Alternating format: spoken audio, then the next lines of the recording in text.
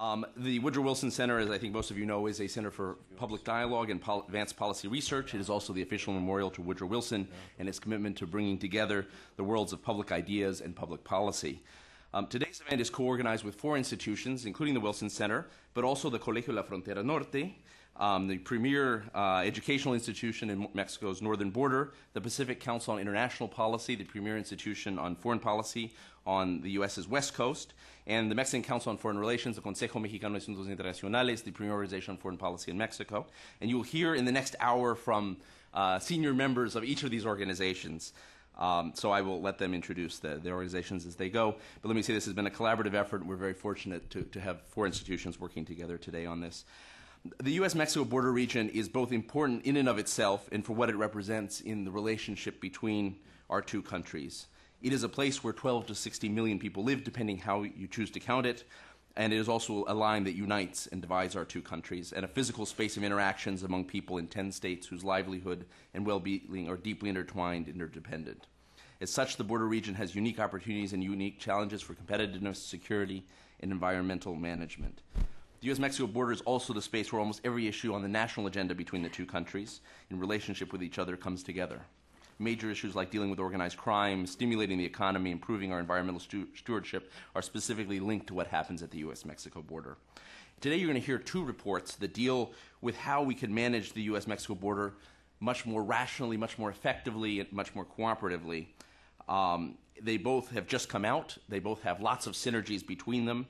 And they come out of 2 different processes. And so we thought it was attractive to bring them together to you for the Washington policy audience. The first one, which you'll hear from in a moment, was prepared by the Colegio La Frontera Norte and the Wilson Center with the Board of Governors Conference, and it was launched at their annual meeting of the Board of Governors Conference in September. It's an official document of the BGC, but it's also an analysis about how we could manage the transborder region more effectively. You'll hear in a moment from Tonatiuh and Carlos what we mean by transborder region, but really thinking about the 10 states at the border, but also the set of communities that interact regularly with each other, not just those that are physically at the border, but those that deal with each other on a constant basis. We look at issues like how we can plan better for infrastructure development, logistics corridors, how we can create economic clusters, how we can ensure better coordination on public security issues, guarantee a better management of binational natural resources like water and air. You will hear Tonatiuh Guill, the president of COLEF, and Carlos de la Parra, the principal researcher on this report. We'll talk about this in a second.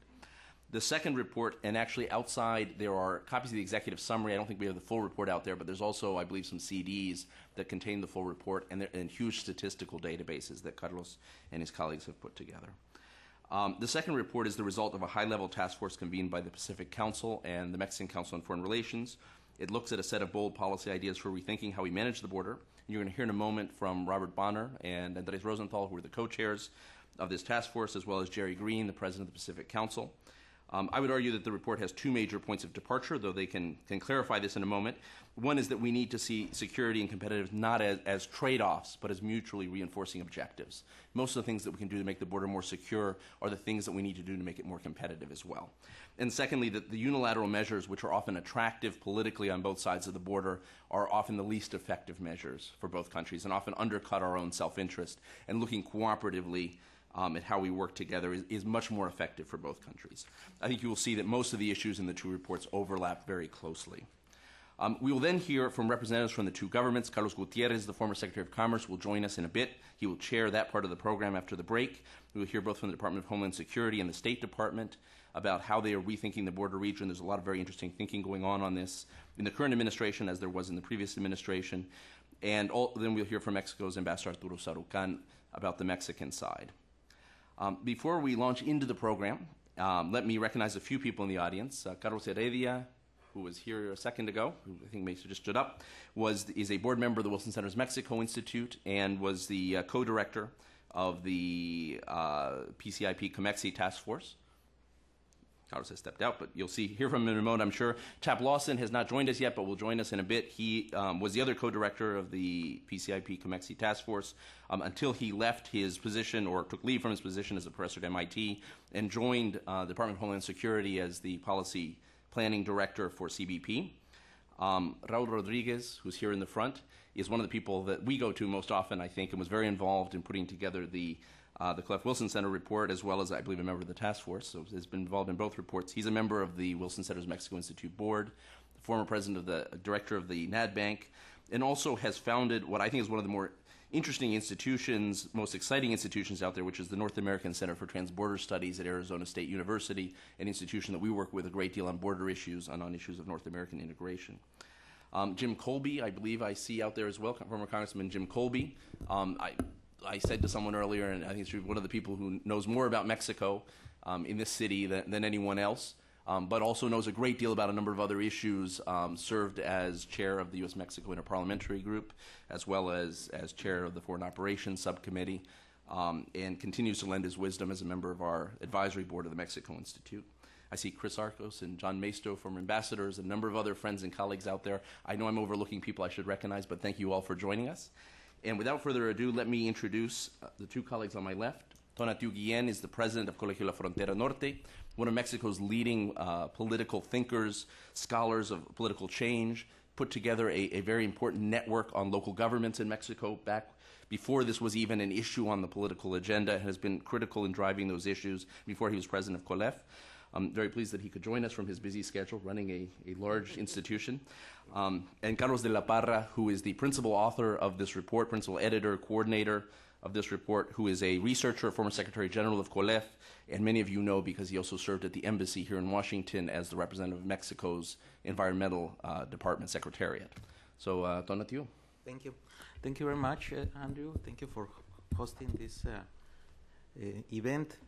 I would like to try and to present a few group of ideas that hopefully will be part of the context that explain why we develop these documents, the Plan Indicativo, and I think also explains why is needed this another kind of documents that is another complementary perspective of what we need to do at the border.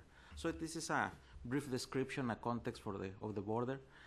And I hope we will get the point that to understand the border as a strategic region and also as a social and economic process of huge scale. It's a process I will make a analogy with a kind of train that is on the tracks without stops, but we need to know the destination. We need to arrange the destination of that train. So let me begin telling that the border between Mexico and the United States has ceased to be a region marginal and distant from the development centers of each country. It is now an essential space for economic growth in both countries. On the one hand, because it works as the crossing points for the enormous trade between Mexico and the United States. Secondly, because at the same time, the region is a huge production platform that generates goods and services for the global market, providing competitiveness to both economies. Between 1993 and 2008, U.S. exports to Mexico almost quadrupled from 41 billion to 151 billion. Imports from Mexico more than quintupled from 39 billion to 215 billion. Mexico now is the United States' third largest partner, following Canada and China, and more important than Japan and Germany. In 2 decades, the structural links between the two economies have been consolidated as was planned by NAFTA. Within this economic map, the border is not only a transitional space for exchanges, but is a vital region for all this great economy and commercial structure. The 10 border states as a whole constitute the third or fourth largest economy of the world. In those 10 states currently live more than 85 million people, and in the border municipalities and counties, nearly 14 million. This transborder region will continue its rapid economic growth with economic recession or without it. It will continue the social exchanges, the flow of people, the expansion of family networks, cultural exchanges, opportunities for growth and development with or without us. Behind this idea is a recognition of the transborder region that already exists and will be further strengthened by the coming years. It is no longer an hypothesis, but a large-scale social and economic process. It is an expanding network of networks complex, diverse, asymmetrical, with great opportunities for development and also with great challenges as it is in safety and drug trafficking issues. This transborder region now generates a fundamental question. How can we transform a process that is happening every day, fragmented, sometimes contradictory, in a process with initiatives to multiply the capacities to generate development more effectively? The border region has matured quickly, but without the needed institutional framework in the level of public policy, which should guide with more quality its development and respond to the many affairs shared. Issues such water, natural resources, border ports, communications, transportation, urban planning, strategic infrastructure, education, health, culture, migration, security, among many others, require solutions that can no longer be resolved separately by each country.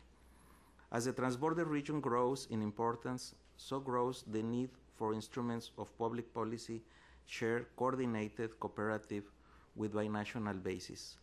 The task is very complex with no simple alternative. The transborder region has made its first step in this direction. The experiences of cooperation and agreement between border local governments are increasing. Also are important practices of cooperation between the social organizations and between business networks in the many topics of the border relationship. In other words, the region has created its own actors who express this set of shared interest. The most important actors among the institutional players is the Border Governor Conference. As you know, the conference has 27 years of history. This particular history, in its own way, reflects the evolution of the border region. In its first phase, the conference meetings were friendly and ceremonial, but from 2000, they evolved quickly in disorganization and political influence. In the past 3 years, the conference has transformed into a very visible actor of the bilateral relationship between Mexico and the United States. They substantially improved the relationship between the governors and the respective federal governments, moving towards the recognition of a shared responsibility within the border. As part of this evolution, the Mexico Institute and from the Woodrow Center and Colegio agreed with the conference to elaborate a strategic plan for the transborder region as a tool to give greater coherence and vision to the future. This document is very important. First, because it's a document that recognizes the concept of the transborder region through a public policy document of bilateral origin, despite the fact that it has no juridical value. This plan is also important as a navigation map, defining the priorities of the transborder development, elaborated with technical basis and with the consensus of the local actors. And it's also a very important document because it was deeply needed, this guide of navigation. The future growth of the border region demands greater rationality, strategy, and bilateral vision. The border affairs are now of shared nature. That is a fact. They require consensus and action of the same kind. And now I will ask Carlos to explain us the content of the document.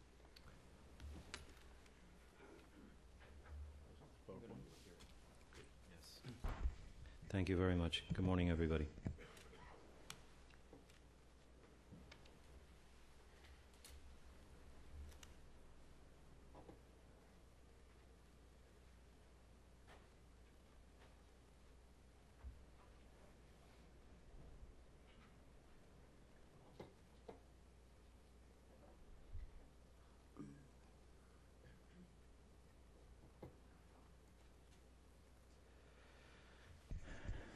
You'll note that the three logos on the bottom include Arizona State University, North American Center for Transborder Studies. We're moving from the 2008, the 2009, which is the 27th conference, to the 28th conference in Arizona, and Arizona State is clearly a key essential player in it, and so we've included them in this document. Let me give you just a very brief rundown of what I'd like to discuss and then open it up for question and answer. I'd like to talk a little about the origin of the plan, and Dr. Tonatiuh has already said some of what originated the plan, the context and the implications of what is going on in the border region, the process that created the document itself, the content of the document, and then just very briefly touch on the implementation phase, which we're starting right now, the stages that it will entail, the regional views and national views, what are the differences and so forth. And this will be very pertinent to the next document, which has more of a national perspective. It's generated from the binational collaboration between the U.S. and Mexico on the national views. What are the institutional alternatives that we have before us so that we can start implementing, and some conclusions. The origin of the document is mandated by the 26th Board of Governors Conference, actually in Hollywood. It was then that José Natividad González Parás, the then governor of Nuevo León, assumed the seat chair for the Board of Governors Conference. And the document is grounded, and that was sort of the indication, to be grounded on joint declarations. What is happening with the Board of Governors Conference in this evolution since 1981 when it got started? There were two very recent documents, one on competitiveness that was issued on 2007 in Sonora, and then in 2008 in California, the focus was green economies. And then, as Board of Governors Conference always do, there were 4 preparatory sessions. And this speaks of the fact that the strategic guidelines, or Plan Indicativo, is not just a document that has a vision, but is actually the reflection of a negotiation, of a consensus. And what we're looking at in terms of context, this is just a very brief reflection of what is going on. There's the increasing presence of state governments in Mexican politics, and obviously this has to do with the political alternance in Mexico, in the states as well as in the federal government itself. There's no longer one political leader and one political head of the whole political system.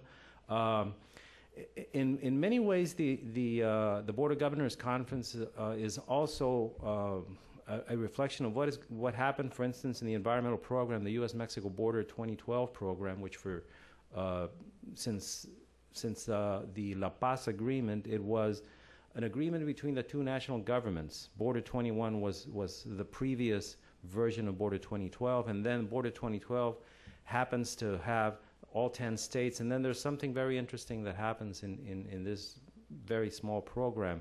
The two national governments invite the 10 state governments, and instead of the divide being between Mexico and the U.S., the divide becomes between the federal governments and the state governments. State governments acknowledge themselves as a region and actually start negotiating from that perspective as a region, which speaks of the growth again of the region itself. There's also what Tonatiuh also mentioned, the strategic role of this 10 border states region. This is dating back since 2003.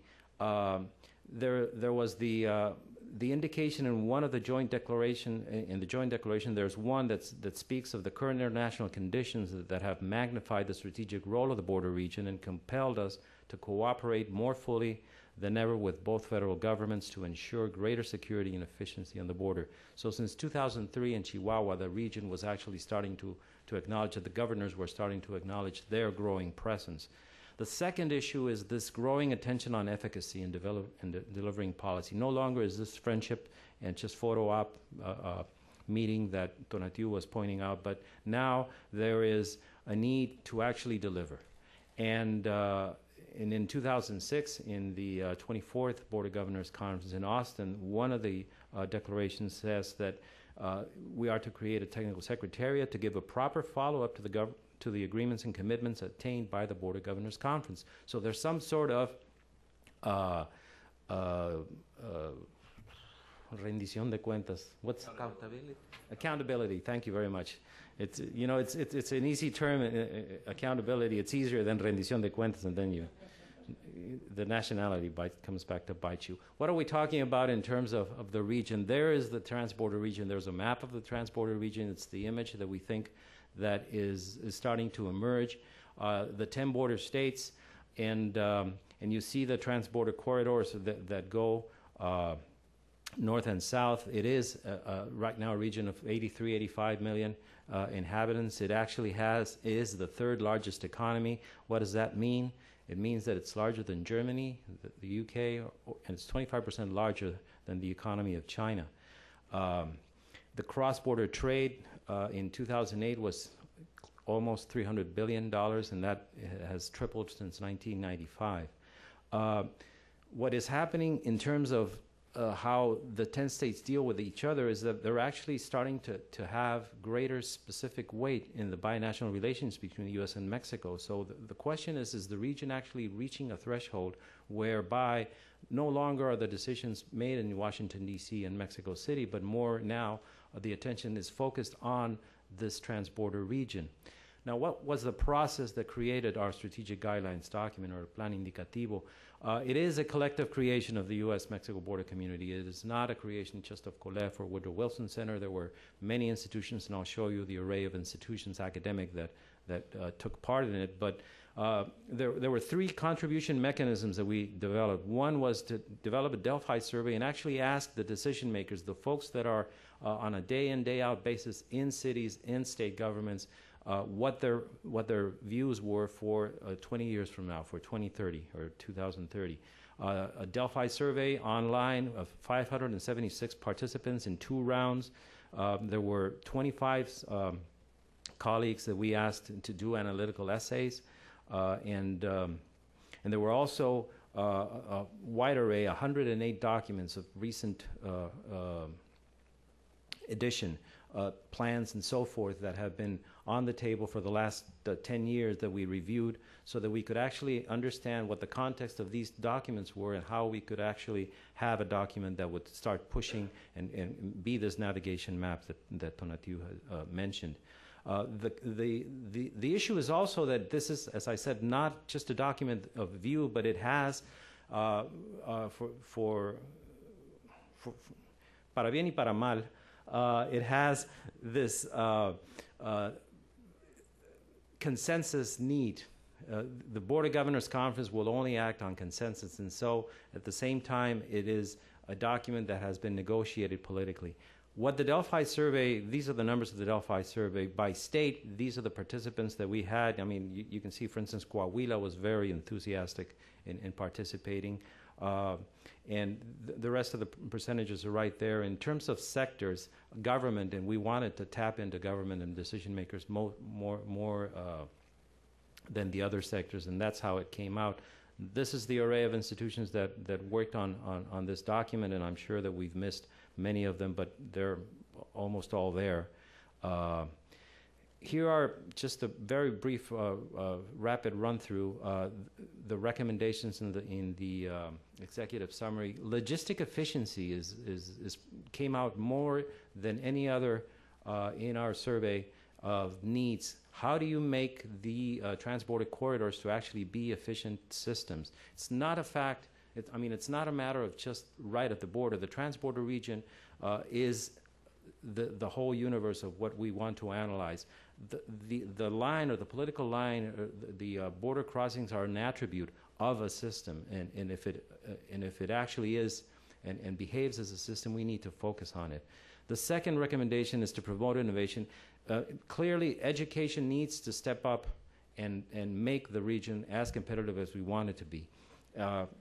And some details of it, for instance, is that in Mexico and in the United States, in the border states, high school graduation is slumping below the rest of the OECD countries. So at least high school as a minimum in Mexican states to step up to the same level as U.S. and the U.S. states need to actually look at what their graduation rates, because it's declining. It used to be number 1. It's now number 11 in OECD countries. The third recommendation is to consider BEC and NatBank. These are institutions that have been designed to be binational institutions. It's not a U.S., it's not a Mexico institution. Mexicans and Americans sit at the table and actually make decisions, but we are missing the point in terms of what this tool can be. It's a development bank, and it's been sort of tailored to just do environmental work because it was sort of an afterthought. And if we are to actually step up to the times that we're living right now, the environment cannot be an afterthought. It has to be integrated into the mainstream of development. So instead of just having it finance environmental infrastructure, you need for it to finance everything with environmental criteria incorporated into it. A binational integrated approach to develop renewable energy and energy efficiency, stem global warming, climate change. That's the fourth recommendation.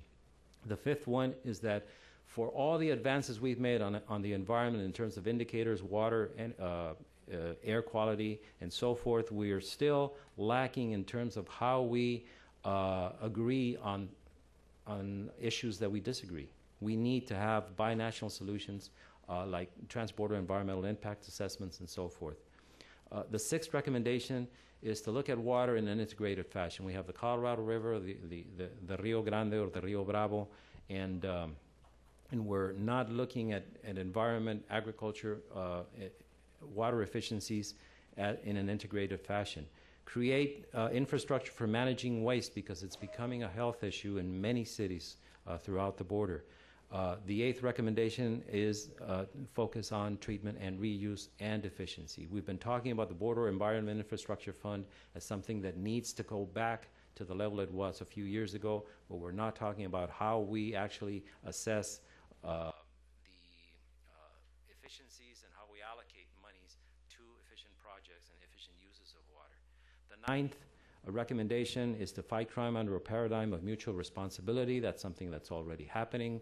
We celebrate that, and there are some very deliberate recommendations on how to approach this from both sides of the border. The 10th recommendation is to look at healthcare as sort of a competitive medical cluster, but also to expand services to communities on both sides of the border. The border communities are now very much trans-border in many ways, and so there are people living outside their own country, Americans living in Mexico, that need to have medical services in the place they're living. If we wanted to actually articulate the vision of the document, here it is. The 2030 vision is a trans-border region whose people and governments are willing to create in a medium and long-term perspectives. The overarching goal is to align views, plans, strategies, and actions of governments at the municipal, county, tribal, state, federal levels in order to achieve a prosperous, secure, clean, healthy, and competitive region capable of generating world-class development, continued progress while maintaining the independence of two nations. Piece of cake, right? But it's kind of a border manifesto in many ways. I mean, it's really a question, what we're looking at. 80 strategies altogether. You can see that we used to have a grid of 3x3. It actually became a grid of 3x4. And what I mean by a grid of 3x4 is that we have trans-border region, the border zone, and border strip geographically. You saw that in the map. And then there are 4 areas of where competitiveness, sustainability, we call that the axis or the issues. 80 strategies altogether. It's interesting. It was interesting to me to see that the recommendations coming from the Delphi survey people focused more on the trans-border region as a whole than local, like you would have in the border strip or the border area. So it really is far past being a hypothesis. The trans-border region works as a system. In terms of implementation, here are the work tables that the border governors have, and you can see, I don't know if you can read, you probably can, read the, this is the year 2000, and as it has moved on to the current date of 2009, what we have is that there used to be the work tables that are right here. They've been merging, and the strategic guidelines or the plan indicativo suggests that there are 4 strategic areas that would probably serve to monitor progress better. And here are the 4 strategic areas in the document and how you can group the work tables in order to do that. What are the next steps in the implementation phase? Well, we're already online surveying questionnaire for work table members. What are the particular priorities of each of the states? We acknowledge that Tamaulipas and Texas, or Tamaulipas and Arizona, will have 2 different priorities, and we want to identify what now, what is most important for the states. We also are going back to the federal governments to actually look at each of the recommendations to see how viable and how we need to tweak it so that it can improve. And there's an online survey for federal agencies and legislators. And then how to implement the recommendations is also due for an online survey that is about to go up. And here is the I'm not going to risk it. I'm not going to click. I'm not going to click here, but there's the website that will show you. In terms of monitoring and evaluation, there are 3 mechanisms already in the document. Federal state liaison mechanisms, because to the extent that the region is actually becoming more and more of a specific weight in the U.S.-Mexico relations, there needs to be this liaison mechanism. An advisory board that would replace the Council of Economic Advisors, so that there can be an independent body that actually assesses how the Board of Governors Conference is moving forward. And in terms of implementation for next steps, we're starting to develop work groups and for instance, funding for infrastructure, which has become the most important recommendation in the document. How do you do that? And one of the recommendations states that a binational bond market might be created. So we're starting to study how we can actually do that, and that requires obviously legislation to be changed, because Mexican states can't have foreign debt without having the federal government behind it. So there are several pieces of the puzzle that still need to be put together. We've talked about how BEC and NADBank need to expand and how we should be able to do that. I just had a conversation with Jorge Garces last week, and talking about what the resistance is and how we can actually try to dissolve that resistance and see how NADBank can actually become more of a development bank.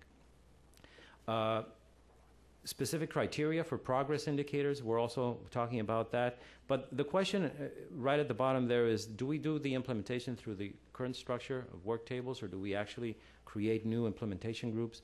This is something that is still in the discussion. In closing, I'd like to say that we've always thought that the strategic guidelines, the Plan Indicativo, is not a product. It's a process, and we're starting the process, and we're starting it with maps and templates and statistical information that's up online. We want to keep monitoring how people think about this, and so you'll probably get, many of you will get an email very soon asking you to give us some feedback on how we can improve this document. Muchas gracias. Thank you, Carlos. Thank you, Tonatiuh. In the interest of time, we're going to move on to the next panel, but if there are questions that pertain to this report, I think after the next panel we'll have a little bit of time for Q&A on both reports, and we can answer that. Let me invite Jerry Green, the President of the Pacific Council, will be chairing the next session. Up here, Robert Bonner and Andres Rosenthal.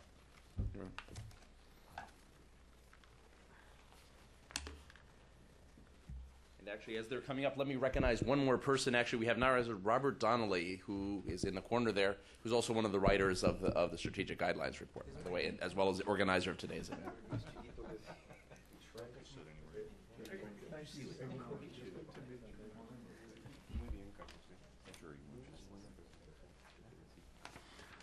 I think we're going to start. I just have a couple of words that I want to say, and then we'll dive into the substance of the morning. I'm Jerry Green. I'm the president of the Pacific Council on International Policy. And next door, there's an event on Iran. I'm a Middle East specialist, so I will not inflict my views on Mexico on all of you. But I have a quick story that's sort of mindful of what we're talking about. I was at a meeting in Tehran, And I was at a party, and there was a sort of lonely-looking man in the corner, and I was the other lonely-looking guy. So I introduced myself, and it turned out he was the Mexican ambassador to Iran. And I said, you know, sir, I've lived most of my life. I was then a professor at the University of Arizona in Tucson. Jim Colby was my congressman, indeed. And I said, you know, I've lived most of my life much closer to Mexico City than I ever have to Washington. Since we don't have diplomatic relations with Iran, do you think perhaps you could be my ambassador? And he laughed, and I laughed, and we then drank our fruit juice, which one does at Iranian cocktail parties. The point being that for us at the Pacific Council, we do all sorts of exotic international work. This is neither exotic. Frankly, for us, it's not all that international. This is something this is in our backyard. This is a local issue. This is something that we live on a day-to-day basis. And for many of us, the border, I'm sure this is politically incorrect, is more a suggestion than some, sort of hard, fast reality that we need to be worried about. So I've been very enthusiastic about this project. It has generated a lot of positive attention. The members of the task force have been enormously dedicated to this effort, and we've been quite gratified that the results of the report, which is attributed to the efforts of everyone other than myself, the Iran specialist, have been so positively greeted. I really want to thank Andrew Selee and the Wilson Center for being our partner in having this session today and sort of sharing the responsibility for heightening attention to these issues. Rob Bonner stepped in as co-chair of the task force, replacing Alan Burson, who now is, as you know, in the United States government. And I don't know how Rob does his day job of being an attorney, the amount of time he spent working on this task force. Chris Rosenthal, who I've known for many, many years, has been an equally as not only gracious but also efficient and effective partner in this. And frankly, if we devote the rest of our lives to partnering with COMEXI on issues related to U.S.-Mexican relations, I will be a very happy CEO, because these are really issues of great importance. Carlos Heredia, I want to thank him for taking such an important role in actually not only drafting but bringing analytic rigor to this. And Chap Lawson, I guess I'm not supposed to thank, because he used to be, our co-head of this, but he's now gone into government, so we now must pretend that there's nothing in this of his, and this is simply a neutral document, and he's off serving the taxpayers. So as a good actor, I will pretend it, but when he was allowed to think about and address these issues within the context of the task force, he was enormously helpful to us as well. So, but he really does bear no responsibility for anything that's in here. I say that as a taxpayer and as a friend and as an admirer, but I do want to acknowledge his efforts as well. So now that I've this stream of thank yous, I really want to turn to the co-leaders of the task force, who really are the producers of the protein. I'm merely someone that helped them to do it. So I'm not sure Rob, you're going to go first, so I will turn the floor over to Rob Bonner. Thank you all for coming.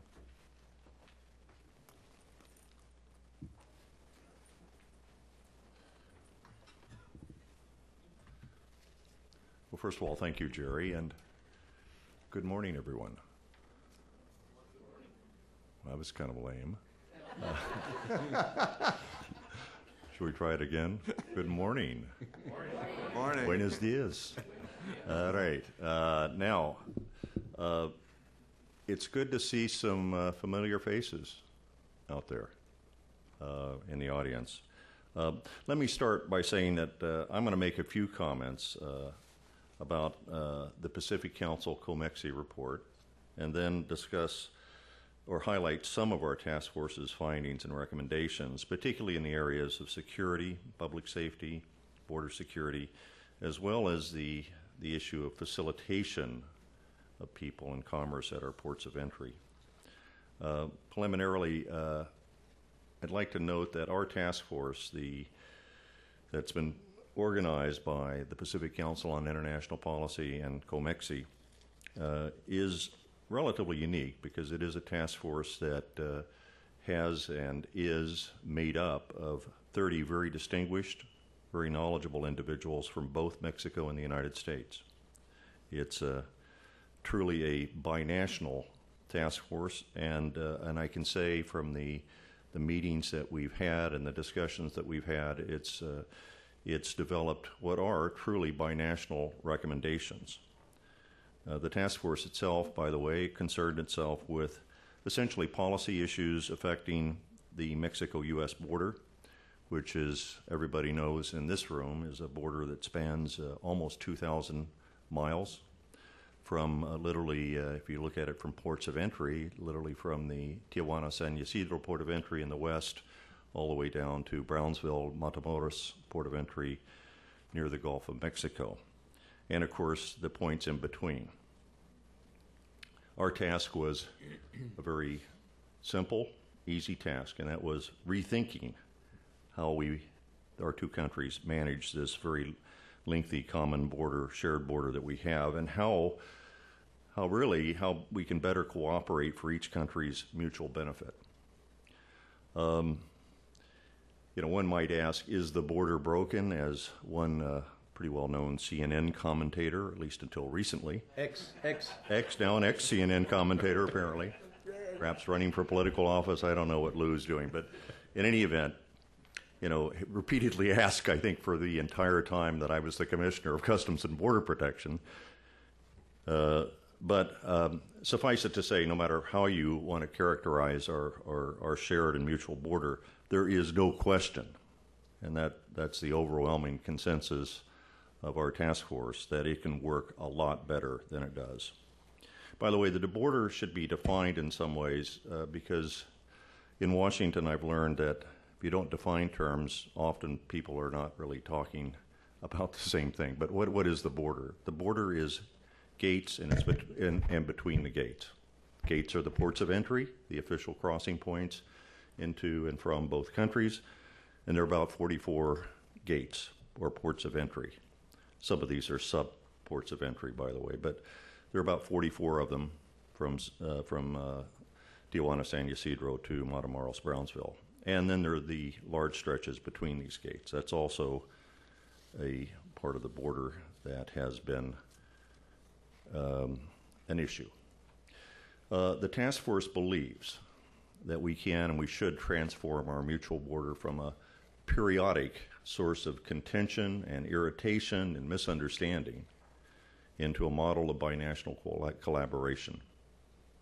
Indeed, our report lays out a strategy for managing our shared border based upon the notions of cooperative solutions to common problems. The report provides recommendations for the border in 6 areas, by the way. They include public safety and security being one area, facilitation and legal transit of commerce to and through the ports of entry, migration, economic development, water management, and the environment. Now, I think it's important to know that the task force had a vision that drove its recommendations, a vision for the border, and it's stated in the report, in the executive summary that you have, that the task force, our task force, envisions, and I'm quoting, a system of border management that moves people and commerce between Mexico and the United States far more quickly and efficiently than is currently the case, but also increases the security of both nations.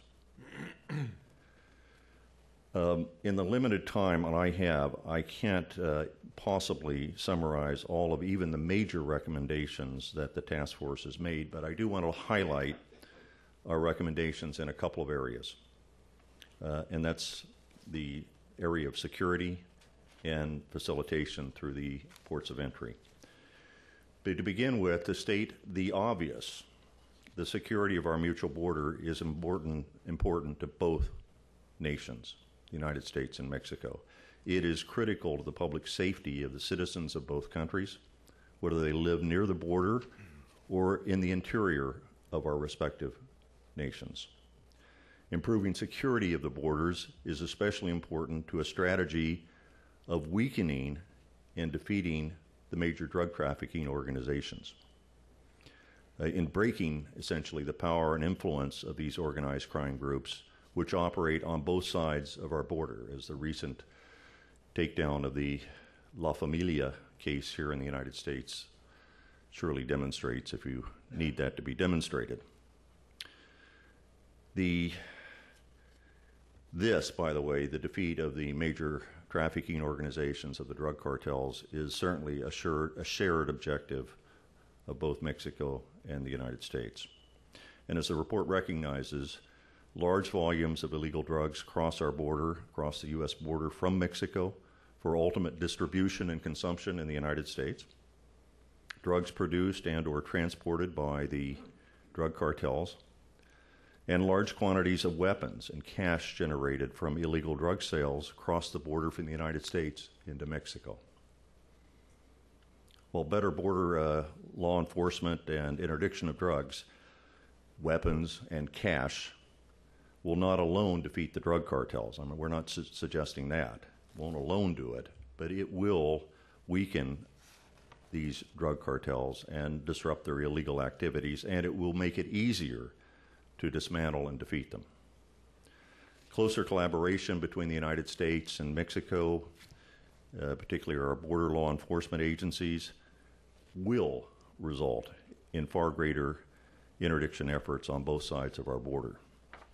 Now, our report identifies what we conceive to be the two biggest obstacles to what I'll call greatly increased border enforcement and interdiction efforts at or near our respective borders. First of all, obstacle number one is the need to strengthen law enforcement capacity in the border region, including professionalism and integrity of those border enforcement agencies. And secondly, the second obstacle is the absence of matching or parallel border agencies at the federal levels. Some of the key recommendations then to remove these obstacles and to create parallel institutions are specifically, first, that Mexico should begin strengthening and transforming and converting its customs authority, aduanas, into a multifunctional agency capable of addressing security threats such as cross-border smuggling of weapons and cash, and perhaps also frontline immigration control at ports of entry. In this regard, Mexico should restructure its law enforcement institutions along the border to create a direct counterpart to the unified U.S. border enforcement approach, similar to the approach Canada has taken post 9/11 with the creation of the Canadian Border Services Agency, CBSA. Second, the U.S. should intensify its efforts to curtail the smuggling of firearms and cash into Mexico, including more aggressive investigations of gun sellers in the U.S. and reinstituting the ban on the sale of assault weapons such as AR-15s and AK-47s.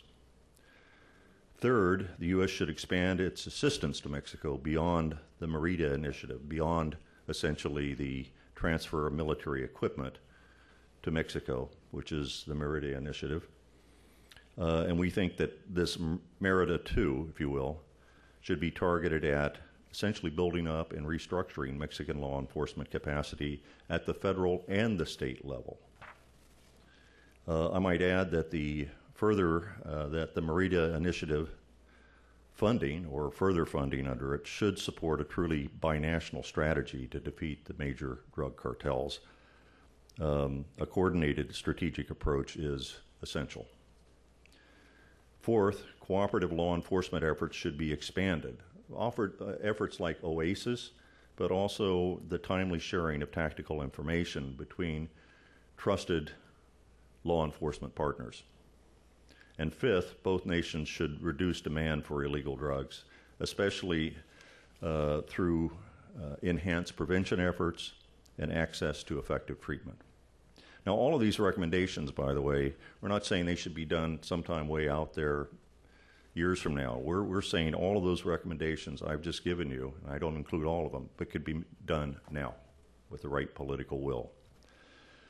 All of the recommendations, by the way, all of these steps we're recommending be taken immediately.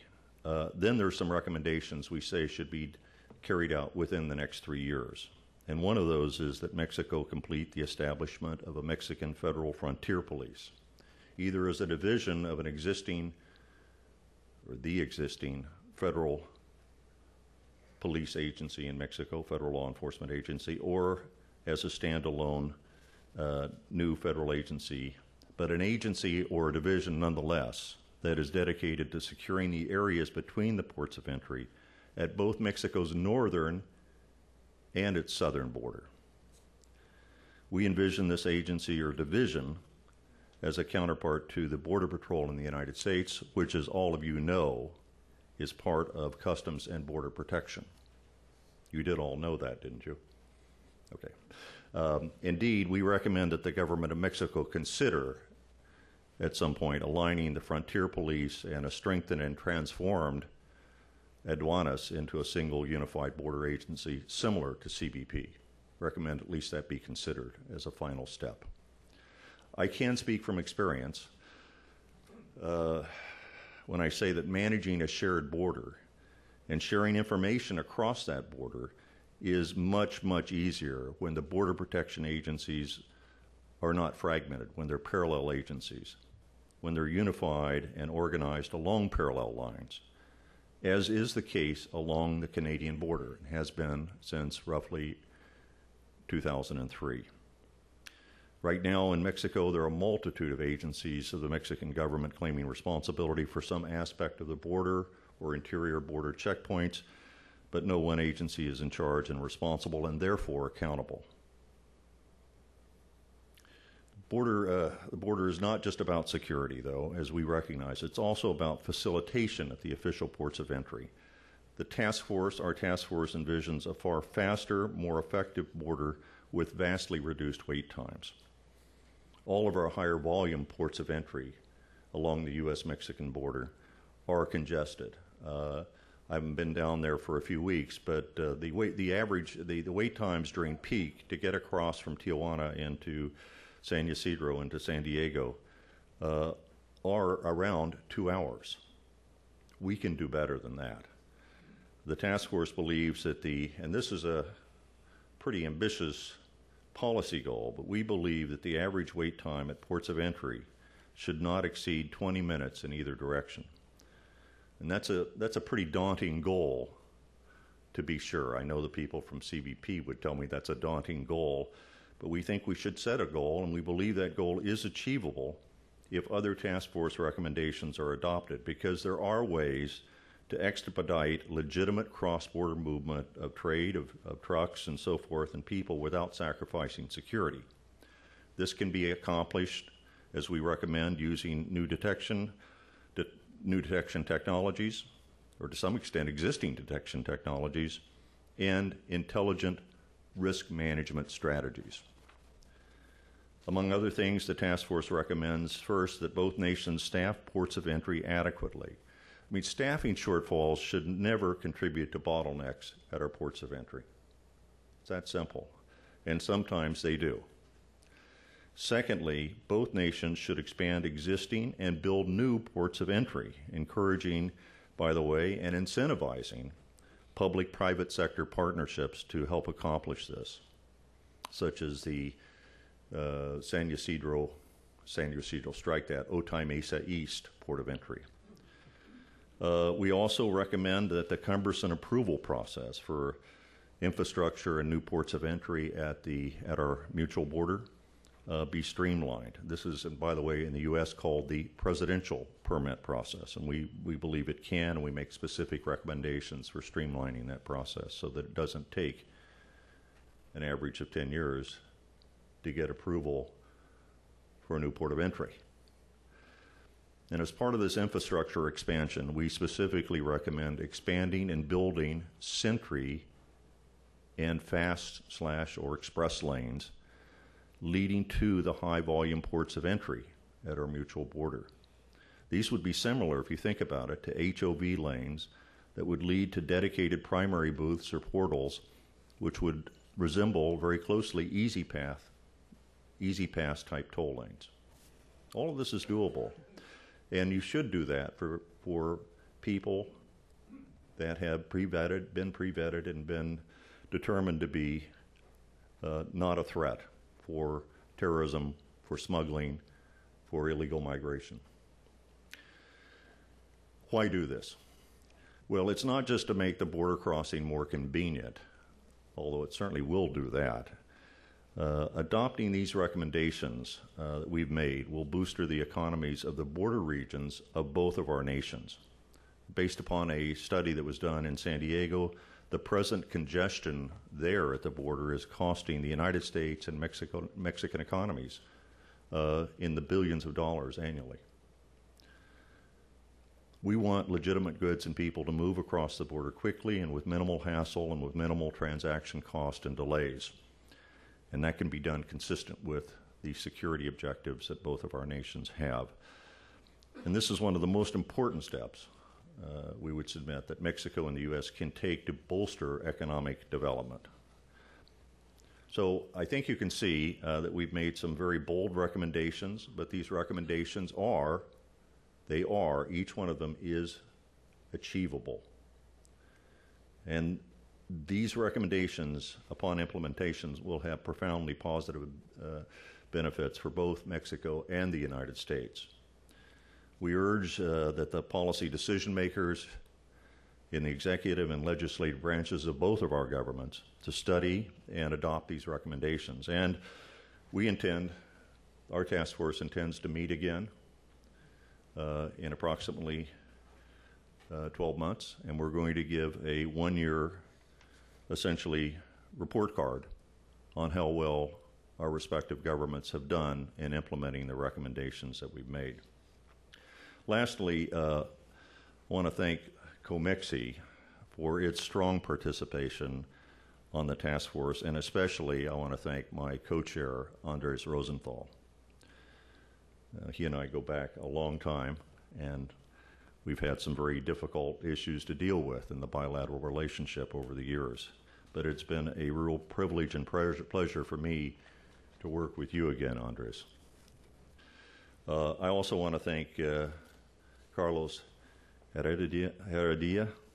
I'm probably mutilating your name, Carlos, I'm sorry. And Chapel Lawson, who were the co-directors of the task force, and who the fact that we have been able to produce, I think, an outstanding product in terms of our evaluation and recommendation is a real tribute to both of those gentlemen. And I also want to thank Jerry Green, the president of the Pacific Council on International Policy, for his support of the program. With that, and without further ado, let me turn the lectern over to my colleague and co-chair, Andres Rosenthal.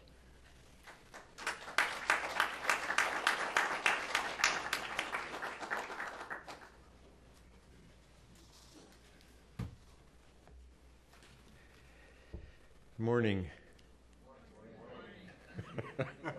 If that didn't wake you up, nothing will. Well, first of all, it's a pleasure to be back at the Woodrow Wilson Center, and I want to thank Lee Hamilton and Selee and Lázaro Cárdenas, who is here as a distinguished scholar from Mexico for organizing this event. And putting together what I think in the end was real serendipity, and that is that we were able to work both the border governor's indicative plan and our task force report simultaneously, but at the same time with the possibility of exchanging views and complementing each other, given that the border governors looked at the border from their perspective, and we tried to look at the border from the user's perspective, the people who live at the border's perspective, and the federal government's perspective on both sides. As a matter of fact, one of the unique characteristics of this particular task force, and I've been involved in quite a few task forces over the years relating to the U.S.-Mexico relationship, is that we made a very conscious effort to get away from looking at the border from the capitals, from Washington and from Mexico City. And as we put together the participants in the task force, we looked for people who actually had border experience, that is, who either lived on the border, worked at the border, crossed the border, managed the border, or had, from the federal government's perspectives on both countries, previous experience with the border. As my colleague, co-chair Rob Bonner has mentioned, we began this effort basically because I became, and I think many of us became, very concerned at how the border was transforming itself from what it was meant to be 15 years ago when we began the process of implementing the North American Free Trade Agreement and opening up our two economies to further movement of goods and services and legitimate crossings into an area, a region of irritation, inefficiency, and illegality, what I call the 3 I's. And if you add to that a V for violence, because it also became and has become an area in which the confrontation and the tension that goes on a daily basis leads to violence. And as a result of this general preoccupation with what was going on at the border, we decided to put together this task force to think about how we could look at the border from both sides, not as a line that divides the two countries, but rather as an area that requires cooperative solutions to shared problems. And that's the whole thrust of this report and of the work of the task force. We met 3 times at the border, first in San Diego, Tijuana, then in Monterrey, and then, which isn't quite the border, but it's close enough, and then in Tempe, Arizona, which is also not at the border, but it's close enough. And of course, there was an enormous amount of communication between and among the task force members, the 2 co-directors, Carlos Heredia and Chap Lawson. And at the end, we came up with this report, which is divided, as you've seen, into 6 basic chapters, 6 basic areas of recommendations. And the idea really, as we went through these, was to find the 6 issues which the task force considered to be the burning issues dealing with the border region. Rob Bonner has already talked about the security and the facilitation part of it, so I'm not going to repeat it, and I'm going to spend a little bit of time talking about the development area, the development part, the environment part, and the shared resource part of the border management proposals. Because I think that all of the task force members understood and shared the conclusion that without development, whether it's economic, social, political development at the border, we will be confronted with a border region that does not have the characteristics that we think it should have in terms of working together to be able to solve these common problems. As with the security and facilitation recommendations, we have divided our recommendations on the development issues into 2 categories. That is, recommendations that we think can be implemented immediately, and recommendations that need to be further studied and implemented within a very short time frame of approximately 3 years. In the case of the development chapter, the first major recommendation, and this ties in very well with Carlos de la Parra's presentation of the Border Governor's indicative plan, is to take a new look at the NAD Bank as a development tool. Many of you will remember that the North American Development Bank was created at the time that NAFTA was signed, fundamentally as a way of getting some additional congressional support from border congressmen who wanted something to be able to show that was specifically related to the border. This bank, which is a true binational institution, we only really have very few, given the amount of things that happen at the border, we only have 2 or 3 true binational institutions. The first and oldest one is the International Boundary and Water Commission, the IBWC, or SILA in Spanish, which is a century-old institution that has been working over the years on 2 major issues, that is border delimitation, when there were problems of delimitation at the border, and the issue of joint management of our shared water resources, fundamentally the Colorado and the Rio Bravo. The second institution that we have, a real institution, permanent institution since 15 years ago, is the North American Development Bank, NADBank. Misnomered North American because it really only is a Mexican-U.S. institution. Canada has consistently felt that it didn't need to participate or wasn't meant to participate in it. But it is, as Carlos de la Parra mentioned, a development, financial development institution that is meant to fund development issues at the border, which up until now has fundamentally relied and circumscribed its mandate to issues of environmental concern, issues of water treatment and shared water resources, rather than a more broad agenda of development. So one of the first recommendations we make, very much along the same lines as the Border Governor's indicative plan, is to expand the NADBank's mandate further. It's already been expanded once, and it needs to be expanded again. And it needs to be expanded beyond the environmental or pure environmental area to cover broader infrastructure issues. We all know, those of us who live at the border or who cross the border or who use the border, that the infrastructure at our border between the U.S. and Mexico is a 19th century infrastructure for a 21st century reality. And this is one of the national institutions which has worked well, which is mandated by both governments, which is funded by Congress in the United States to a great extent and by the Mexican government, and make it a true development bank for the border region, beyond just the environmental and water issues. So that's the immediate recommendation. The longer-term recommendations have to do with institutional arrangements at the border. We have these 2 binational treaty-established organizations, but we thought, as we were looking at all of these issues, that we probably needed more than that.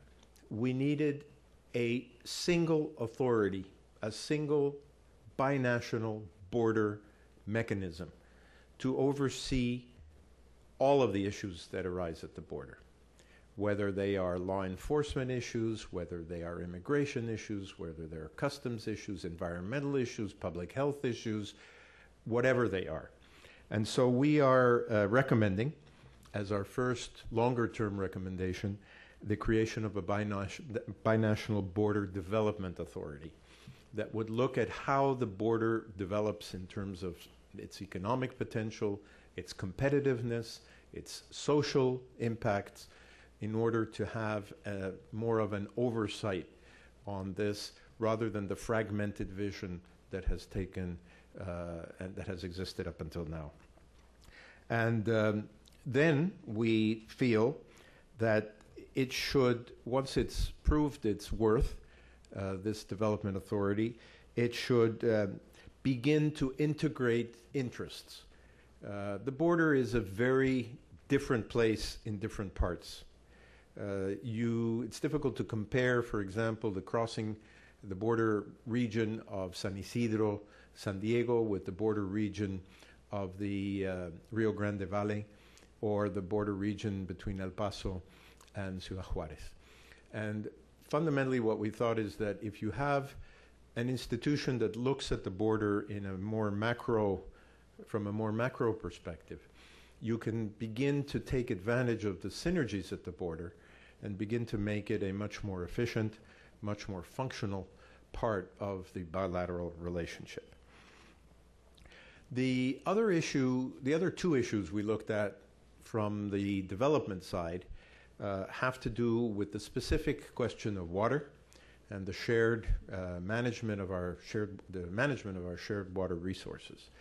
Although it is true that we already have the IBWC, the Selee, the fact is that it has limited itself to a very specific treaty-mandated function, which is to annually look at how much water each of the two countries owe each other under the now very old water treaty that we have between the two countries. We believe that it's not necessary to change that treaty, but we do believe that it would be very useful to have an institutional mechanism that would actually binationally manage the water resources on both sides.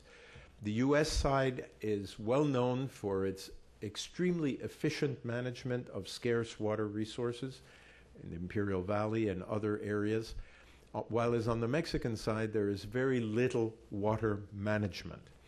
There is water scarcity on both sides of the border in most of the arid region along the western part of the border, and that unfortunately to a great extent is the result of mismanagement on the Mexican side of the water resource. And we thought that if we could take the experience of the U.S. on water management and apply it to Mexico and work cooperatively, we would make that scarce resource last a lot longer and be much more efficiently used than is the case today.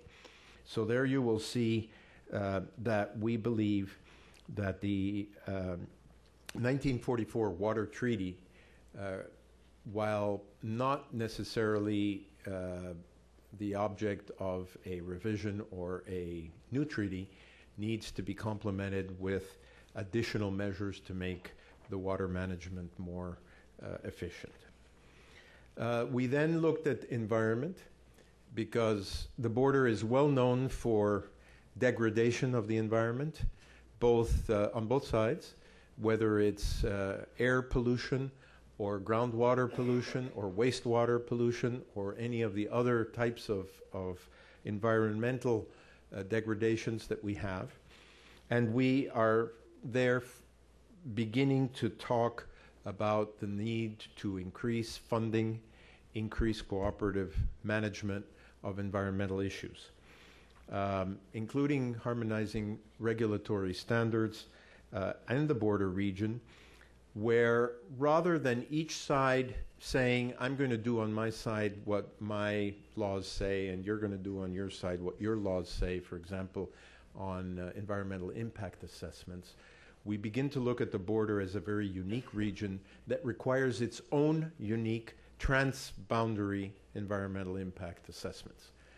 And this is an issue which, over the years, we have tried to do. As Carlos de la Parra mentioned in his presentation, this is an issue that worries the border governors a great deal, because they are the ones who have to suffer with what is going on this issue. And then we've made a rather bold recommendation to establish this binational water board, and we would like to give that binational water board the authority to develop standards for water quality and reduce non-point source pollution in shared waterways. The final chapter, or the final part of our task force report, relates to a subject that I have been working on with Doris Meissner and others for many, many years, and that's the issue of migration, the issue of people at the border, the crossing of people. I will never forget 16 years ago, when I spent a lot of my time visiting different places in the U.S., talking about NAFTA, talking about what I felt were the virtues of a North American free trade agreement, and hearing from border inhabitants, border legislators, border managers, the same refrain all the time, which was, leave us alone. we have had a free trade area for as long as we have existed. We come and we go, we move backwards and forwards, we have circularity. Do not create an artificial mechanism at the border that is going to negatively affect what in effect has been our free trade area, free trade zone for many, many years. Now, as we look at the border today, we find that post 9/11, plus a whole series of other issues, the movement of people across the border, as Rob Bonner mentioned, has become a major problem. It has become a major problem of illegality, where people cross without appropriate documentation and authorization. It has become a problem in terms of the delays for legitimate crossings of the border, and it has become a major contributor to the inefficiency of the border in terms of its economic potential. So we looked at the immigration issue. Now, there have been a lot of task force reports and a lot of work done on immigration, so we decided that rather than to look at specific formula for comprehensive immigration reform in the United States or a change in attitudes in Mexico, that we should basically concentrate on reaffirming, one, the uniqueness of the Mexican-U.S. relationship on migration issues, and that is something that we have talked about in previous task forces. Mexico and the United States and Canada, because we are land neighbors, because we are partners in NAFTA, need to be looked at differently from the immigration or migration relationship that the U.S. has with Botswana or with Cambodia or with any other country in the world. The second issue we discussed was how to look at migration, at the migration phenomenon, also from a macro point of view. How does migration, or how can migration make our two economies more competitive? How can we take mutual advantage of supply and demand in the labor market? How can we find ways to manage the flows rather than to have to impede them or circumscribe them, or in some way, or in the many ways that exist today, make them very difficult. And so we made these recommendations, the understanding that many of us have participated in specific task forces and specific areas in which recommendations have been made to the U.S. government as it moves towards looking at it, comprehensive immigration reform again, hopefully in 2010, and what Mexico needs to do on its side also to ensure that there is a shared solution to a common problem. One of the major, I think, errors that Mexico has made over the years is to look at migration as a U.S. problem and say, you know, this is not a problem of Mexico. We, you know, it's a safety valve. It allows us to move people to work in the U.S. when they can't get jobs in Mexico, et cetera. And we have really not generally looked at it as a shared issue. And I think it needs to be seen as a shared issue because, like everything that happens at the border, there is one side and another side, and they both meet at the border, and therefore it needs to be looked at that way.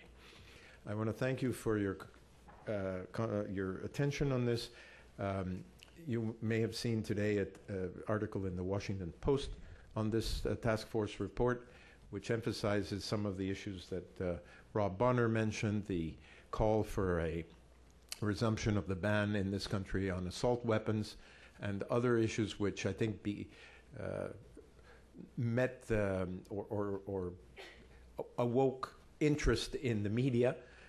In the Mexican presentation, when we did this presentation in Mexico City a few weeks ago, the main interest had to do with a recommendation to jointly patrol the areas between authorized ports of entry so that both sides have a role to play in ensuring that that area remains secure and that it does not become a focus of illicit activity. So thank you all very much, and thank you for coming today. I think we have time for a couple of questions. We've got about 5 minutes before we need to break and then prepare for the next session. So if people have questions and would like to direct them specifically to either one of our co-chairs, please feel free. Sir. Hi, my name is Ralph Watkins. Hi, my name is Ralph Watkins. I'm with the U.S. International Trade Commission. I have a question for Commissioner Bonner. I have to confess that I have not read Senator Cornyn's bill. I just became aware yesterday that he introduced it. How far do you think that Senator Cornyn's bill goes towards addressing the issues with regard to border facilitation and infrastructure? You know, you and I are in the same boat because I have also not read Senator Cornyn's bill. So but I'll make sure I do read it, and perhaps I'll email you my comment. But I just don't know what's in it, and I don't know whether it's useful to try to even summarize it at this point. So let's talk about it at the break. You can tell me. Back in the back. Hi, good morning. My name is Luis Torres. I'm with Congressman Reyes' office in D.C. I really enjoyed the presentations. And I had a question also for Mr. Bonner. My boss is very interested in border security, and recently he's been in conversations exactly on that topic of parallel institutions. And I guess my question is, what role do you see for the U.S. in supporting the creation of these parallel enforcement agencies on the Mexican side? To what extent should we be involved, aside from perhaps the funding and support or maybe training? What exactly would be maybe the role for us? Well, I think very broadly speaking, and by the way, I want to acknowledge that Chairman Reyes has probably been the most important member of Congress in terms of his involvement in border issues and border management, former Border Patrol agent himself. And he, by the way, did speak to our task force in Tempe. I think it was in Tempe, wasn't it? Mm-hmm. In any event, let me say this. The role of the U.S., I think, first of all, is to support Mexico in its reform of its law enforcement institutions, broadly writ. That, by the way, I think should be supported from funding, maybe a merit or two, whatever you want to call it. But there's some, I think, funding assistance might be appropriate here. But perhaps even more important than the funding per se, I think, is the experience and advice and counsel that the U.S. might give in terms of just the overall strengthening of law enforcement capacity in institutions. I mean, including, you know, we've learned some very hard lessons on what are the best practices, let's say, in terms of building up law enforcement institutions that are, if not, well, corruption resistant or reasonably corruption resistant. And so what are the elements of training? We don't do the training, but I think we could provide valuable advice on training and curricula for law enforcement agencies. And I talked about both at the federal and the state law enforcement level. There's an issue as to what to do with the municipal law enforcement in Mexico that I'm not going to go into here. So we can provide broad level advice. As part of that, if you view a subset of that, an important subset of that is working in a very collaborative way with the government of Mexico, fully respecting Mexican sovereignty here, but work with them on the same set of issues with respect to the creation of transformed and reformed border agencies, which I've talked about in my remarks and in our recommendations. Aduanas, not only transforming aduanas, reforming it, creating an agency that can perform not just revenue collection functions, which it would continue to perform. You don't abandon those. Those are important to the Treasury. Hacienda considers those to be important. But expand their functions so that they are a fully effective border security agency as well at the ports of entry, and then create a federal frontier police. I think we have a lot to offer in terms of potentially funding, but also some expert advice and assistance to Mexico. And I think that's our principal, that should be our principal role as I see it on the U.S. side. If I could add a very short remark to what Rob Bonner has said. I believe that this is an issue of political will in Mexico. I don't think it is really an issue where we necessarily need an enormous amount of help. I think we need to take a political decision in Mexico that the 16 plus federal agencies that deal with border affairs, almost every single government federal ministry in Mexico has a responsibility at the border, whether it's tourism or environment or treasury or gobernación. They all have, in one way or another, responsibility for border issues. And the idea of following, not necessarily to the letter, because there are many issues with DHS, I think that people who observe it are not particularly happy with in terms of the monolithic way in which it operates, but at least to be able to harmonize and find ways to have parallel institutions talking to each other, because I agree with what Rob Bonner has said. It is much easier to work when you have mirror institutions across the border than when you have this multiplicity of different actors, many of whom are just simply very uncoordinated among themselves. I think we're going to end here. We've got to reconvene in about 3 minutes, so we'll take a very short break. We'll shuffle the deck chairs, and we will continue. I'd like to thank both of our speakers and apologize to Carlos Gutierrez. We very much appreciate him taking time to join us. You all know him as the former Secretary of Commerce of the United States. He was also chairman, president, and CEO of Kellogg for a number of years, the youngest president ever and CEO of Kellogg. What you may not know is that he also, though born in Cuba and a distinguished public servant of the United States, also has a close ties to Mexico, lived part of his life in Mexico as well, knows the U.S.-Mexico relationship as well as anyone who has ever served at a cabinet level in this country. Perhaps only Bill Richardson has as close an experience with Mexico, and has just come back from the Monterrey Business Summit, and so has been talking about a lot of these issues that we're talking about today, although I was also looking at Asia and other questions. So we're very pleased. I should also say he is a member of the Board of Trustees of the Woodrow Wilson Center. We're very fortunate to have him as part of the Wilson Center family. I know Lee Hamilton very much appreciates his services as a member of the Board of Trustees. And let me turn it over to Secretary Gutierrez. Thank you. Thank you, Andrew, and welcome to everyone. Buenos días. Bienvenidos. And thank you for your interest in this very important matter, the border between Mexico and the U.S. and the relationship between Mexico and the U.S. And even though we have to turn our attention well beyond our hemisphere often, this is a relationship that, as you well know, will continue to be important as far as the eye can see. We are neighbors, and we will always be neighbors, and the challenge is how can we be even better neighbors and strengthen our relationship and strengthen our ability to do commerce and strengthen our ability to secure our borders.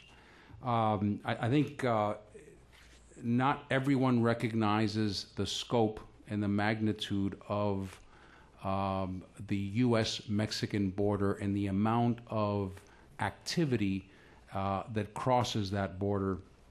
NAFTA, you may know, is 1/3 of U.S. trade.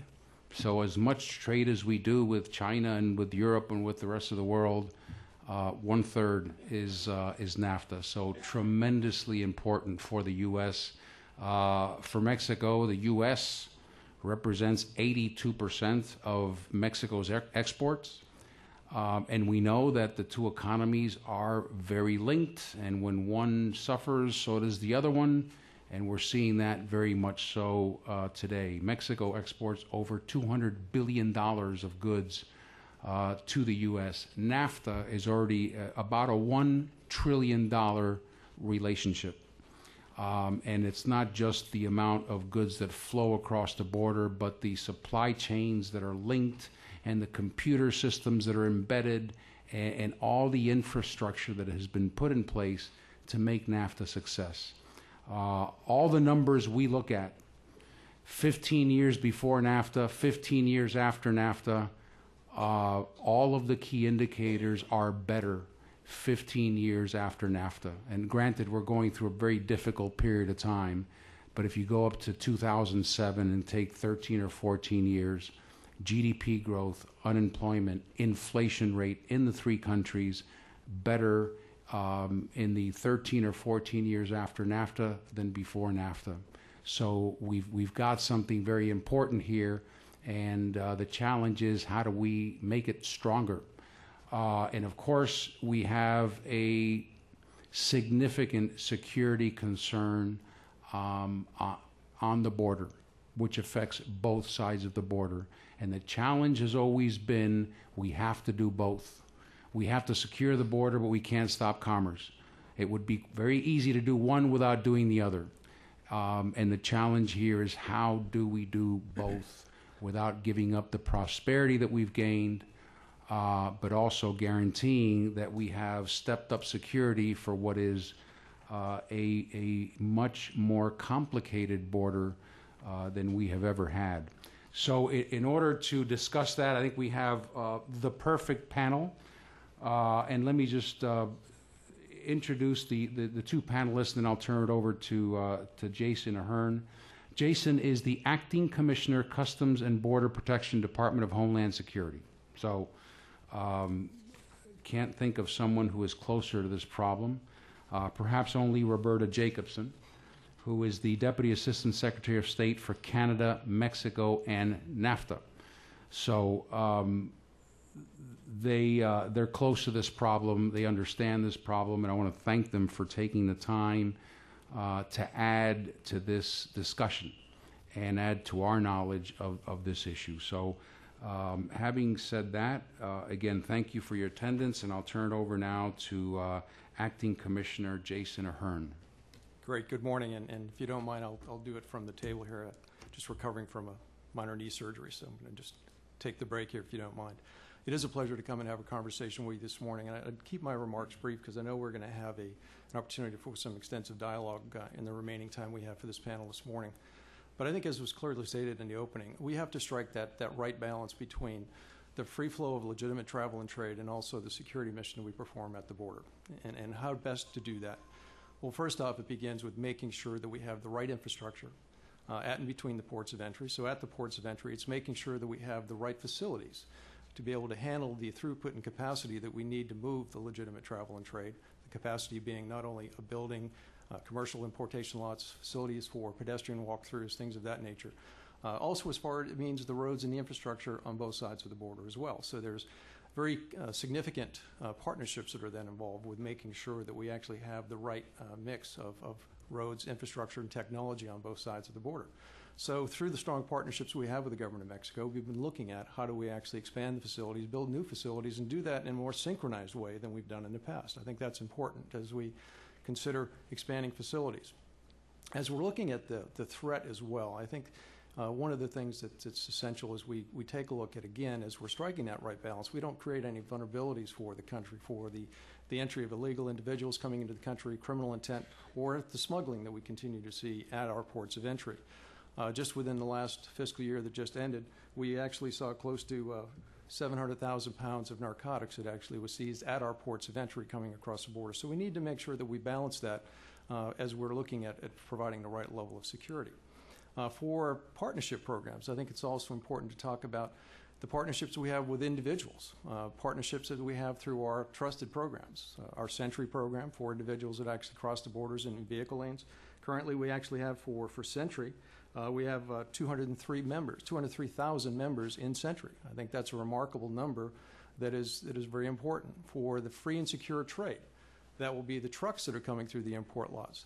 We actually have for FAST members almost 93,000 truck drivers enrolled in the FAST program. And the component parts of FAST is not only the driver going through a vetted program, but also the commodity and the carrier going and being part of our partnership programs with the Customs Trade Partnership Against Terrorism, so that we actually have a higher confidence of the supply chain to make sure that they've exercised due care and diligence at the point of origin, the point of stuffing, as it makes its way to the border. I think one of the opportunities we have to facilitate is as we actually have expedited lanes for free and secured trade coming through the land truck commercial lots. But the problem oftentimes is getting access to those lanes. And that becomes an infrastructure challenge we continue to look at, again, with the partnership programs with Mexico. As we also look at the Sentry lanes, clearly dedicated lanes are good after you actually arrive and come to them on the borders, but oftentimes, again, you have to have the right access and egress from the ports to make them fully utilized and actually have that facilitated benefit as we go forward. So it's our goal in working with Mexico to make sure that we expand that capacity as we go forward to have a complete process, a more seamless process, as cars and vehicles, trucks, pedestrians are actually coming to the borders and making their way through our ports of entry to make sure that we have the right facilities. We also need to make sure that we're continuing to refine the process we have at our ports of entry as well. And I think it's important to take a look at our cycle times, and we need to take a look at introducing technology to make sure that we have the most facilitated benefit that we can. RFID-enabled technology helps the truck drivers in the FAST programs come through our ports of entry. The RFID technology that's in Sentry certainly helps us as well. I also think it's important as we also talk about the initiative that was launched in its final stages in June of this year, the Western Hemisphere Travel Initiative, known as WITI. We actually now have a 93% compliance rate with the document requirements coming across the border. However, most of those documents are not necessarily RFID enabled yet, because a lot of the cards that are being issued, the border crossing cards, will not have the full biometric feature as individuals can continue to hold their cars for many years to come until they go back in for renewal. So we will not have that full benefit there. However, we actually have, through our partnership with the State Department, I think the number now is over 2 million pass cards that have been issued for use on the borders to be able to actually have that facilitated benefit and the identity of individuals coming across the border. So it's also something easy to put in a wallet for individuals to be able to present. It's read through the RFID-enabled readers on the borders and be able to provide that level of facilitation going forward. So that's an example of the technology we need to continue to build upon as we go forward. The ports themselves, the physical infrastructure, when we take a look at the physical infrastructure, we've stated many times publicly and on the record in Congress and other venues that we believe that it's between a $5 and $6 billion undertaking. We need to modernize our land ports of entry on both borders. We were very fortunate this year through the stimulus package to get $720 million, $420 for CBP and $300 million for GSA that we put through a joint program management office to go ahead and upgrade many of the facilities that we have on the border. But that is a good first installment, and that certainly needs to continue as we go forward to modernize and upgrade the ports to make sure that we have a modern facility that meets today's capacity. Many of these facilities on both borders are as old as 40 and 50 years old in some circumstances. Strangely enough, or perhaps not so strangely, most of the modern facilities are on the southern border versus the northern border. And I know that a lot of folks here are focused on the southern border, but also taking a look at some of the northern border. If you're oriented with many of those, some are 4 and 5 decades old, and it just does not meet today's capacity or meet today's mission as we go forward. So that will be a huge undertaking as we go forward to continue to find ways to make sure that we have the funds to build the facilities. But I would say that it's not going to be enough just to fund the facilities if we overlook the needs that would be required for instance, the government of Mexico, to make sure that they're able to expand their export facilities for import cargo to come into the United States, to make sure that if we expand roads and lanes at our land border crossing, there's the correct access points, the number of lanes leading into a port of entry, and the right egress going out of a port. So working with state departments of transportation as well as the Department of Transportation federally, we need to make sure, again, all those partnerships are forged together to make sure, we have the most efficient process from end to end as we go forward. Lastly, very briefly, talking about between the ports of entry. Certainly, as we look at our ports of entry, the threat is very real and very significant there, but we're still having significant challenges between the ports of entry as we go into this fiscal year. Downturn last year in apprehensions, we were just slightly over 550,000 apprehensions between the ports of entry. That was a 23% decline from last year by the Border Patrol. As you take a look over the last several years, that has continued to drop down. and I think there's about a 67 or 68% decline if you take a look where we were in the 04-05 period. Some would argue that perhaps that is a result of the economy, the downturn, and the lack of jobs here in the United States. I would submit for consideration we need to take a look at that we now have close to 640 miles, of tactical infrastructure that has been put out between the ports of entry that would actually has ability to gain operational control in those particular areas where we had drive-throughs or walk-throughs or substantial opportunities for people to gain entry illegally and smuggle narcotics or criminals into the country illegally. So that has been a huge impact for us. The other leg of that stool, much like we have in the ports, is technology. We certainly have deployed a wide array of technology. The SBI program has brought into some operational areas of the border in Arizona tower-mounted sensors, camera, and radar packages that has an opportunity to identify before individuals hit the border, so that we can then apprehend and deploy our resources in the most efficient way.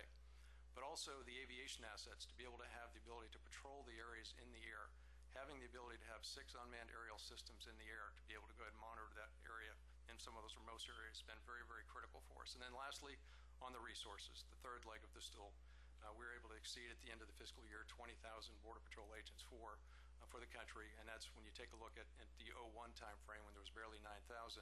We now have over 20,000 as we go forward. That's all good news from the past, from funding and from a resourcing standpoint for the organization. I think one of the challenges we're all going to face in government as we go forward, it's nothing different than individuals in business are facing, is how do we go ahead and manage when the money will not be quite as substantial and available as we've had in the past. We look at our budget in the 04 time frame, $5.7 billion. As we closed out last fiscal year, we're at $11.5 billion. So we had a doubling of our budget in CBP in that 5-year period. Fairly substantial to be able to take care of a lot of the technology and resourcing initiatives we needed. But as we go forward, we all realize where we are with the national debt and where we are with tightening our budgets, and how do we manage and make sure we get the right investments of the resources as we go forward will be a critical thing for us. It'll be, again, that combination of facilities at and between the ports of entry, the right level of technology, and also the right personnel mix, but to continue to do it through partnerships, and that's on both sides of the border, as well as with state and local and other government, as well as our external partners. Thank you. Thank you. Appreciate that. We'll open it up for questions after we've had a chance to hear from Secretary Jacobson, so I'll turn it over to you, and then we'll turn it to the audience. Thank you.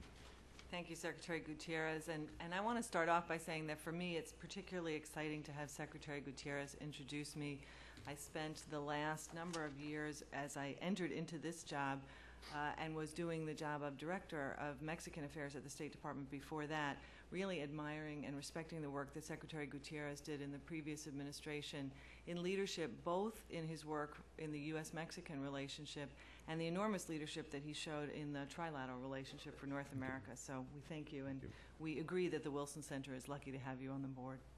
I also want to thank all of the participants who worked on the COLEF, Pacific Council, COMEXI, Wilson Center, all of the reports that are being rolled out. I think that certainly from my time in Tempe in the spring, it felt like summer, but I think it was still spring. And listening to the deliberations that went on and then looking at the reports that came out of them, we said at the time, those of us within the administration, that these were going to be particularly useful, I think, for the administration coming out at the right time as we were looking at border issues, and that's exactly what has happened. I won't apologize for the administration for hiring away members of the various task forces, whether Alan Burson or Chap Lawson, because I think that number one, Rob Bonner has done a superb job on the work that you were doing, but also it's one of the highest tributes, I think, to the work that you've been doing that I am hopeful that we'll be able to continue it in government and using the input that you've provided us.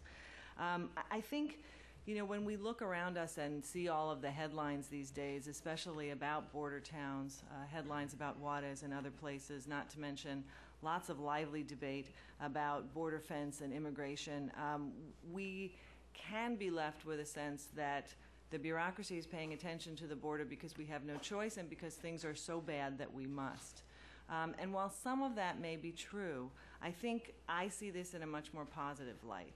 I think that we are at a moment now where it is particularly appropriate, maybe the stars are aligned or our governments are, as well as the citizens of the region, to make real gains and achieve real growth at the border, which is going to affect citizens of both countries well into the interior. The relationship between the two countries really has never been better. I think it has progressed enormously over the last decade, and I think Secretary Clinton is right when she said that it is one of the most important relationships between any two countries in the world. And the collaboration that we have with the government of Mexico at this point is on the broadest range possible of issues, whether that is global economic issues, climate change and energy, security and safety, as well as issues of joint planning and cooperation, such as work on the H1N1 virus. And so I think the two countries are working on such a broad sweep of issues that there is an opportunity for us to focus, kind of drill down in some of these areas and make real progress. I think also that the recognition by both countries of shared responsibility is being seen positively by both publics. The actions being taken in collaboration recognize that these are shared problems for which we both have to be acting to solve them, whether that's drugs coming north or arms and bulk cash going south. And I think the administration has made it very clear with its efforts over the last few months that we will be taking concrete actions to stop the flow of contraband going south, as well as looking at things coming in going north. The other thing I think we've learned over the last number of years is that there's very little useful distinction in this relationship, at least, between bilateral foreign policy and border policy. It is where the domestic and the foreign policy nexus occurs, and we know that what we do between the two countries, the actions that we take in the bilateral relationship and on the border, really affect all of our citizens and really have a huge impact. And the issues that the reports that have been issued focus on, whether it's law enforcement cooperation, increasing the efficiency of the cross-border trade and travel, water management, environmental protection, immigration, all of those have an immediacy at the border that I think also resonates throughout the broader relationship. And I have really appreciated Secretary Napolitano and Deputy Secretary Lute's words that they use to describe a lot of what we're focusing on the border as secure flows. I think it helps us get away, exactly as Secretary Gutierrez and Commissioner Ahern have said, gets us away from the notion that it is a zero-sum game to look at security or trade and travel facilitation. Those two things have to go together, and we need to be working with them in sync.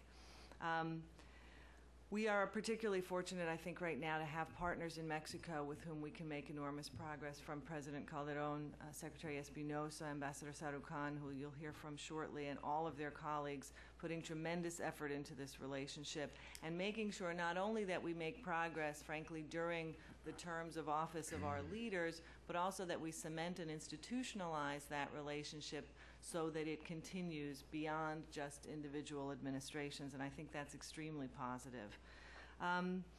We also are lucky to have cabinet secretaries who have an extraordinary affinity for border regions both south and north. And if we can't have a secretary like Secretary Gutierrez with an intimate knowledge of the bilateral relationship, we do have in Secretary Clinton, Secretary Napolitano, Secretary Locke, members of our cabinet who come from border regions and know the importance of ensuring that those relationships remain strong. So I think that's made a huge difference. I am lucky to have a new assistant secretary sworn in earlier this week who previously had my job. Lucky me. But it's a huge resource for me to have Arturo Valenzuela as the assistant secretary now, who understands the import of the U.S.-Mexico relationship and intends to dedicate so much energy to it. Similarly, I think we're very, very lucky to have Carlos Pascual in Mexico City, who has already demonstrated that he is throwing himself into the bilateral relationship, understanding the complexities of it, and really has the vision, the strategic vision, I think, to take us where we want to go, further institutionalizing the relationship. And so at this point, we take the work that's being done by groups that are presenting these reports take the input from folks on the border and the studies that have been done, and it provides us, as we turn to looking at the relationship along the border and how we can make it better, to implementing the kinds of things that Jay talked about, whether it's technology, trusted traveler programs, better infrastructure. How can we make those work better? And where are there new ideas that we haven't even looked at yet? So I think it is most propitious. We're in the midst of a very enthusiastic and lively debate within the administration on how we can improve border functions and border structures. Some of that, it's absolutely true, is going to take resources, and resources are going to be hard to come by. We certainly wish there could be the kind of funding on a continual basis that we got in the stimulus package, but we know that won't be the case. But we also know that there are new and creative ways that we are looking at to fund border infrastructure and improvements, whether those are public-public partnerships like that with California on Otay Mesa East, or whether those are public-private partnerships. And so I think we are open to a huge range of creative solutions for problems along the border. We're looking at the, frankly, tested and productive institutions along the border and how we can either help them with resources and support or reform other institutions and look at them as models, whether that's NADBank and BEC and the lending that they're doing, moving into greening the border and looking at environmental impacts more broadly, or the International Boundary and Water Commission, which I think over the years has really proven itself invaluable in discussions of both the Rio Grande and the Colorado River. So I think the reports are particularly timely, and we really look forward to kind of using them. We promise you they will be used in our own debates as we look for new solutions to problems along the border, and then coming back to you so that we can work together as advocates for greater resources, greater efficiencies, and greater productivity along the border. Thank you. Thank you. Thank you. One of the things that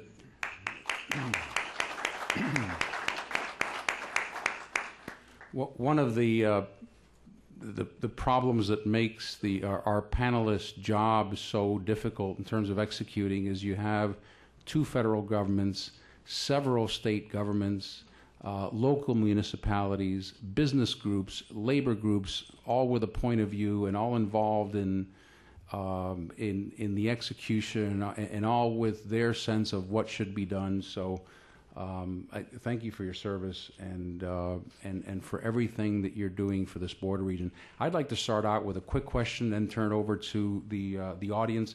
The Mexican trucking program,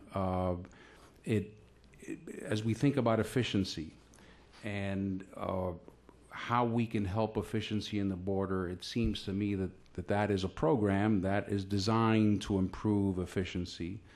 But at a time when we're all worried about security, is it feasible to get this done in the near future? And what is your sense of when we can expect that Mexican program, that trucking program, to be approved? I wish I had a very precise answer to that question. I could make a lot of money, I'm sure, if I could predict such hard questions with any accuracy. I certainly agree with the premise of your question, Secretary Gutierrez, that the trucking program, some kind of a trucking program that implements our NAFTA obligations is long overdue. I think that the paralysis in this issue has demonstrated just how difficult it is. There are many interests, obviously, on this issue, some that have not really changed their view on it in quite a long time, despite a certain amount of data from the pilot program that was underway for a number of years. Obviously, Congress feels strongly enough about this to have cut off the funding entirely over the last year or so. The President's made it clear that he wants to find a way to come up with a program that is acceptable both under our NAFTA obligations to our Mexican counterparts and to the U.S. Congress. Obviously, I think that the actions that the government of Mexico took some months back, entirely legitimate under NAFTA, to raise tariffs in certain areas in retaliation for the failure to implement the trucking program, I think has had an impact on some of our members of Congress. I think that at a time of economic recession or coming out of economic recession, those issues become, frankly, very sharp to members in their districts. And if you look at the list of products that was where tariffs were increased, they span a huge number of congressional districts in U.S. states. And so part of the question, I think, is whether the existence of those tariffs over the last number of months have changed the dynamic at all for some in Congress who really did not focus on this issue very much and now see it as an economic issue for their own districts or states. So I remain optimistic because I'm an incurable optimist. That's why I do this job. That we can come to some kind of an agreement with Congress that is compliant with NAFTA to implement the program. But I have to say that probably, as everybody in this room knows, there is one congressional priority right now, and that is health care.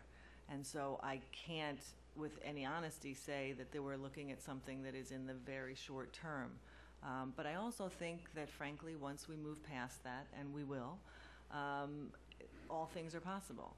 And Congress will begin to turn its attention back to a whole range of issues that have been pending, and this is clearly one of them that many are interested in. Thank you.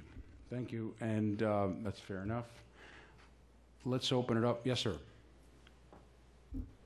Right here. Right, blue shirt.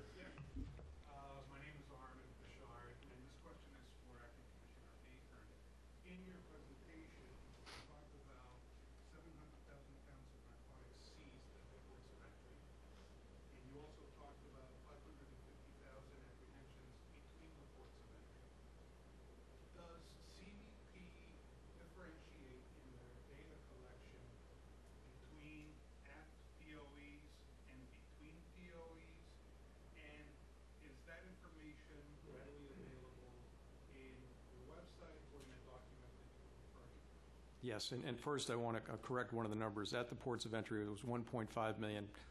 I didn't put my glasses on quickly enough and read the long line, but it's 1.5 million at the southwest border ports of entry of narcotics, all kinds, that we actually seize. We will be coming out probably in the next few days with our end-of-year statistics that will actually reflect. I think we're about 4.5 million pounds nationwide.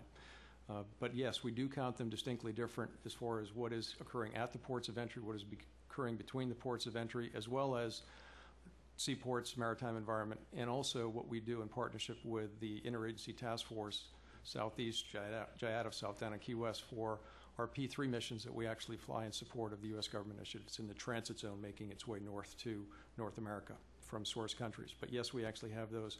The numbers are going to be captured in the end-of-year report. It'll have the complete statistics for the Border Patrol apprehensions between the ports of entry, the amount of individuals that are actually denied admission for a variety of different reasons at the ports of entry, as well as the drug statistics and some other enforcement numbers as well. And that will also, once we publish it, will be posted on our website. Thank you. Yes, back there. Yes.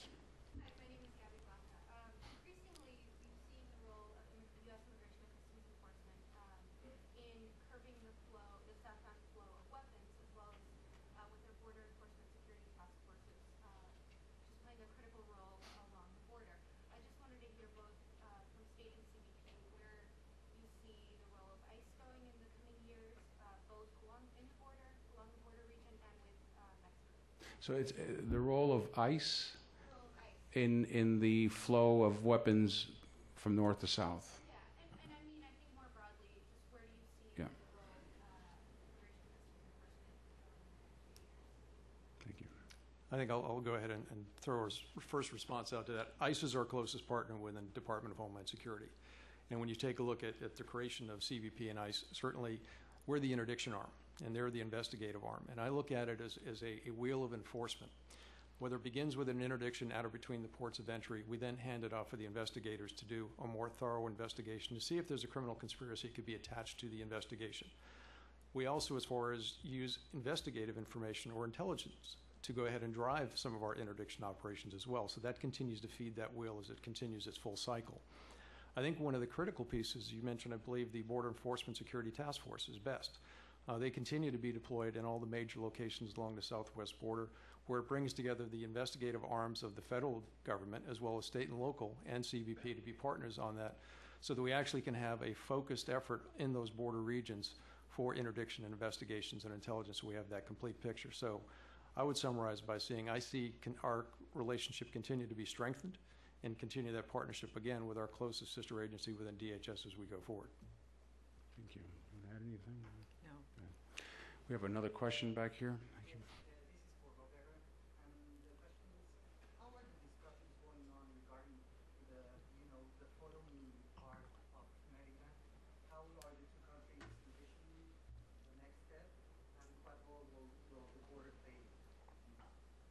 Thank you, Jose. I think the discussions actually that are going on, which are, for lack of a better name yet, the discussions of where we go with the Merida initiative. Some people are calling it Beyond Merida. Some people are calling it Merida 2.0. I haven't liked any of those yet. We're thinking of having Al Kamen do a contest. The fact is that they're going, it's really pretty remarkable. They're going the same way in some respects that the original conversations went. That is, we are sitting down in bilateral meetings with all of the agencies that participate in Merida from both the Mexican government and the U.S. government, which is extremely broad, and working through sort of, what is working, what is not working, what we need to be doing more of, what has changed on the ground in circumstances that means we need to change our assumptions and remain sort of flexible in where funding or programs go. I think it's logical after 3 funding years, and it's sometimes hard to remember that we are 3 funding years into the Merida Initiative because we have now gotten appropriations in the 08 supplemental, the 09 omnibus bill, and the 09 supplemental. So while it's still relatively new in terms of delivery of equipment or programs, we have 3 years of appropriated funds, and it is therefore, I think, the right time to take a look at how we're doing and whether emphases should shift.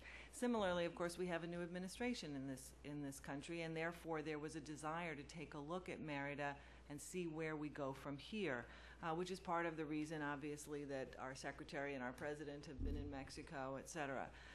I think one of the things that you can expect, which is an entirely logical progression, is there were emphases in the beginning of the Merida Initiative that were very short term, despite how long it may take to get things on the ground, that were equipment focused. How do you give security forces the air mobility necessary to respond to cartel threats and violence?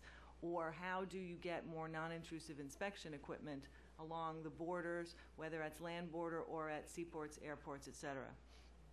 As you move ahead, however, and there were always institutional pieces as part of Merida, institution building, training, technical assistance, but I think the balance is going to shift as we move forward away from equipment and towards institution building, training, supporting the democratic institutions, whether that's customs service under Hacienda or police in SSP, or the judicial reform implementation, which is beginning to take place in Mexico. So I think that's a logical shift in emphasis in some respects.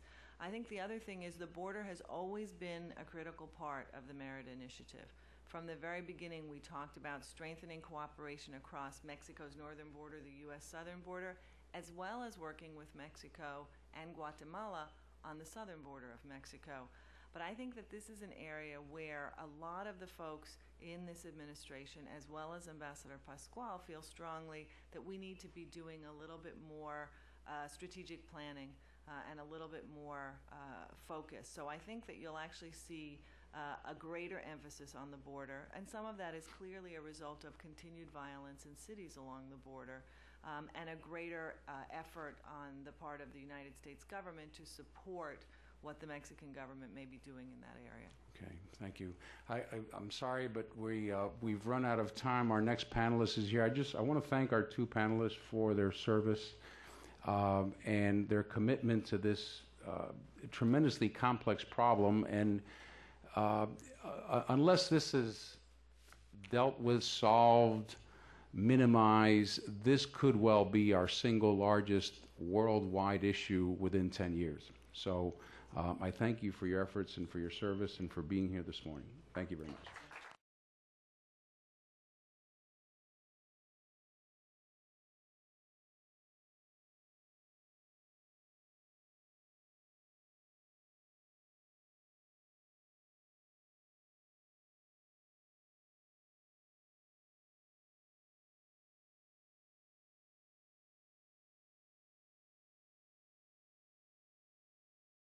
word to Andrew Selee, but Ambassador Shahrukh will essentially be driving and running the next section.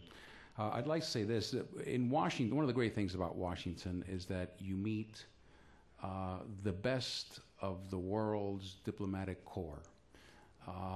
The best ambassadors in the world are usually sent to the U.S. And I would put very much Ambassador Shahrukh Khan on that list. Incredibly, he has been ambassador since February 2006, and in that time, Ambassador Shahrukh Khan has made his presence felt. So I can't tell you what a great honor it is to introduce him to you. This is the man that can answer just about anything you can come up with as it relates to Mexico or the U.S. Or foreign service in Mexico, foreign affairs, foreign relations. It's a great honor to introduce my friend and the ambassador of Mexico to the U.S., Arturo Shahrukh Khan.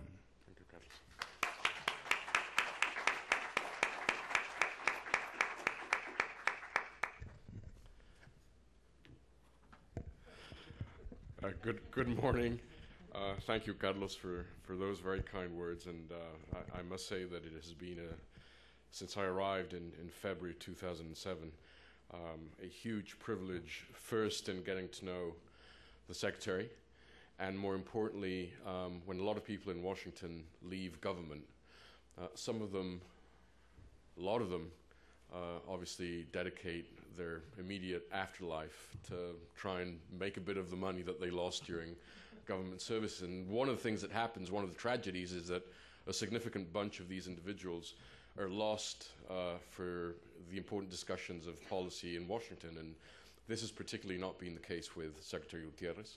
He has remained fully engaged in the critical issues of the bilateral relationship. He is a key advocate for this relationship. He's a friend of Mexico in the most holistic of senses, and it has been an honor and a privilege to work with him on countless issues that we encountered during his and mine tenure together as government officials, and now in his new role that he has taken in this center and in other endeavors that are so important to the relationship. So it's an honor to be here with you, Carlos, this morning. On a very rainy morning, Tony Blair was here about a week ago when we had weather just like this, and I told him, we were having lunch together, and I told him, PM, we can really tell that you're trying to get the European presidency because you've brought in Brussels weather to Washington, D.C. And he sort of squirmed, and he wasn't too happy about it, but the weather's miserable out there, but thanks for coming out.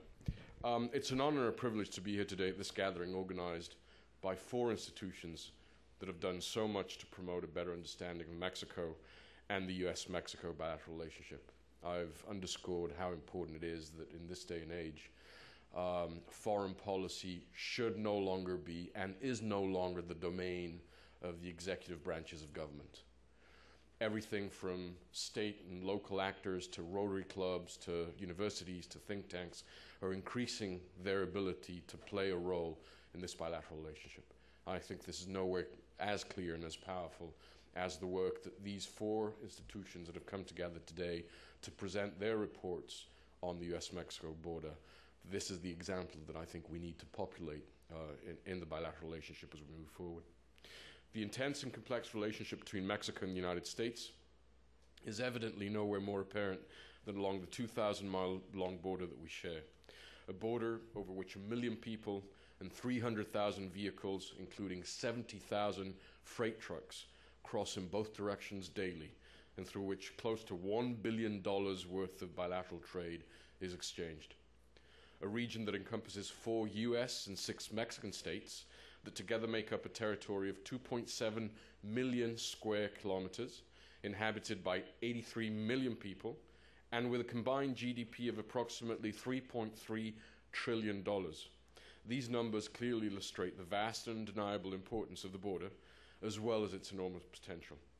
But beyond cold numbers, if we enumerate the pressing global issues of the day, we get a precise list of the challenges that Mexico and the United States face on any given day along our border, and that together we have confronted successfully due to an ever-growing level of trust and the recognition of shared responsibility.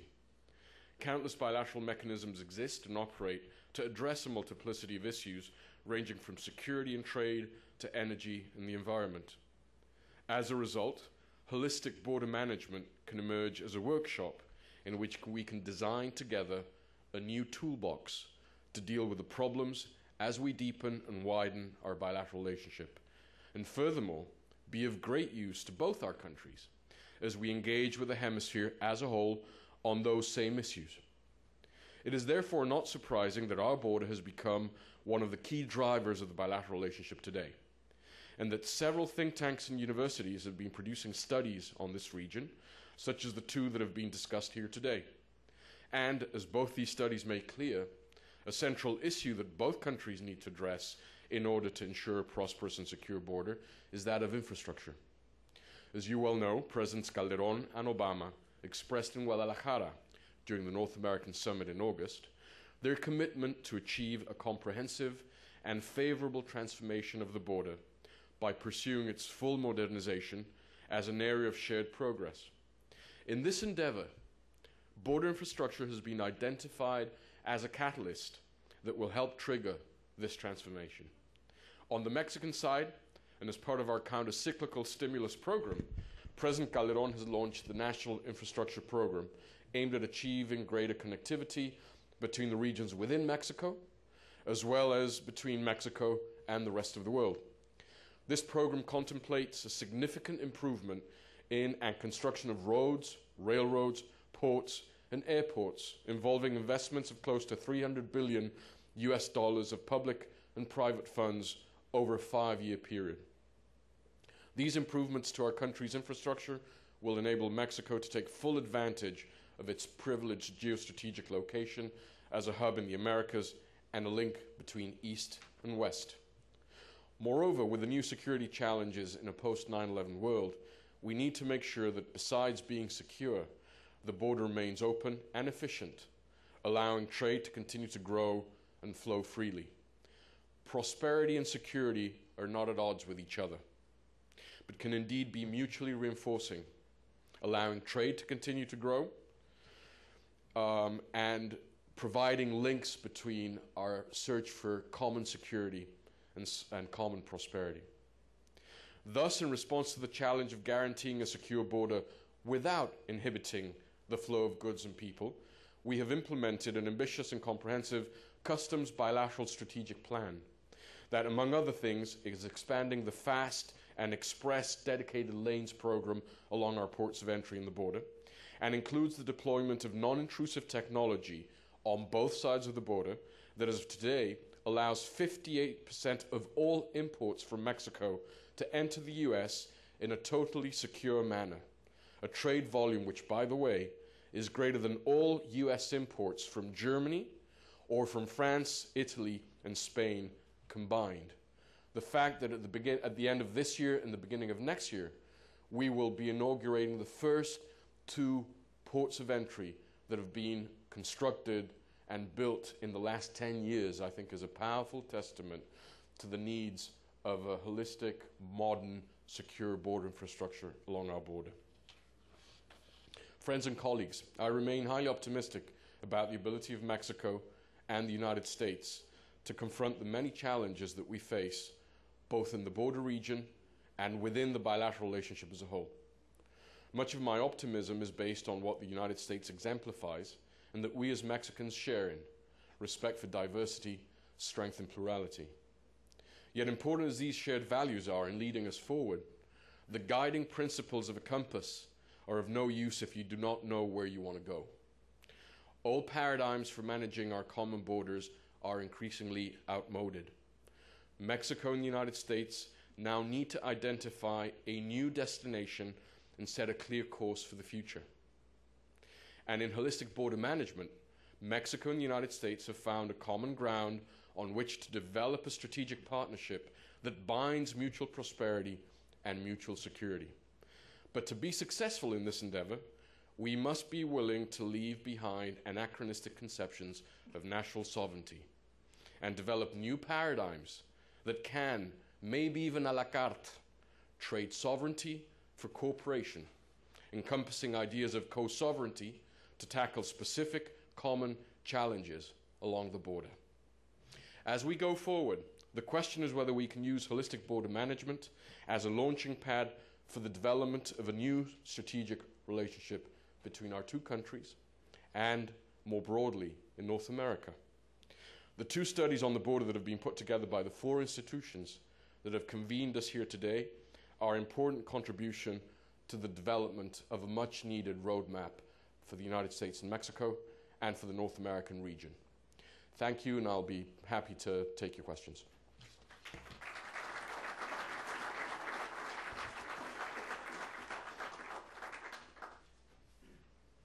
So you, Andrew, you want me to moderate from up here? Yeah, okay. Does that work for you?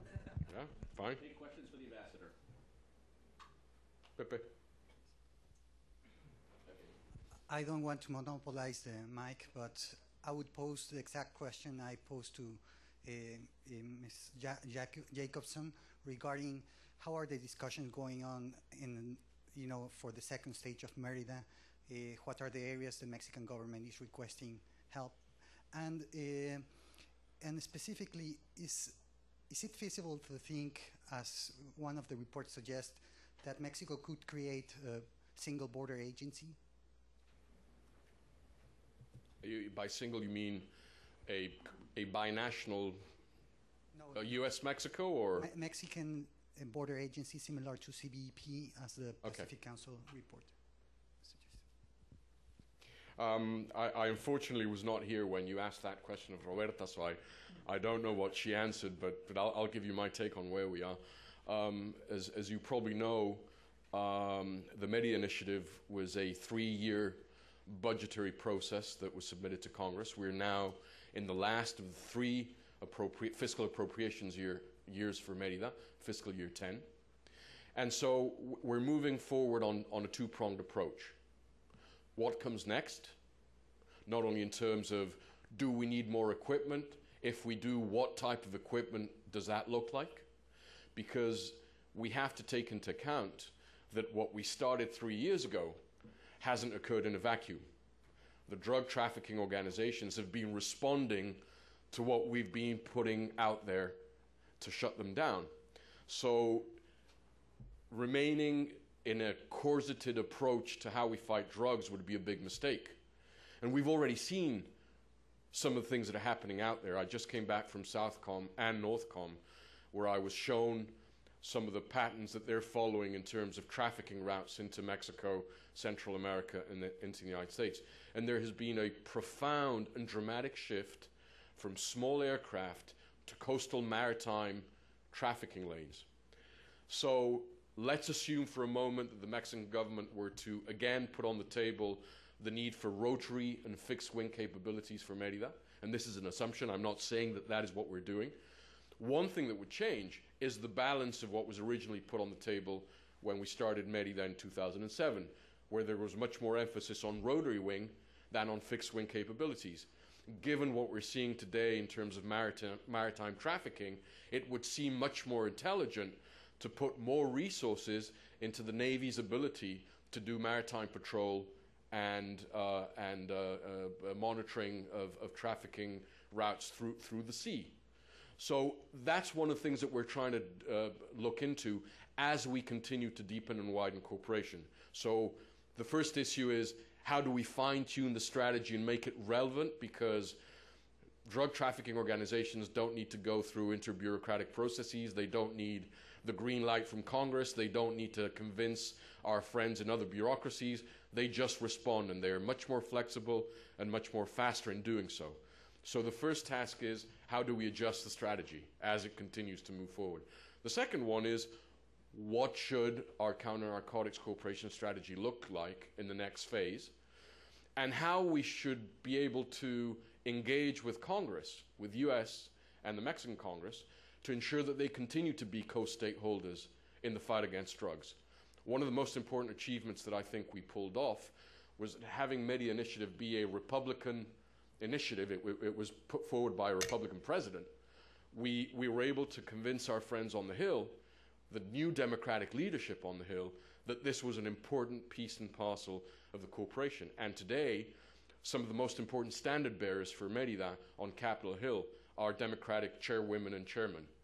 And that process, I think, has been critically important, and I think that both the administration and the Mexican government would seek to enhance and deepen that engagement with Congress.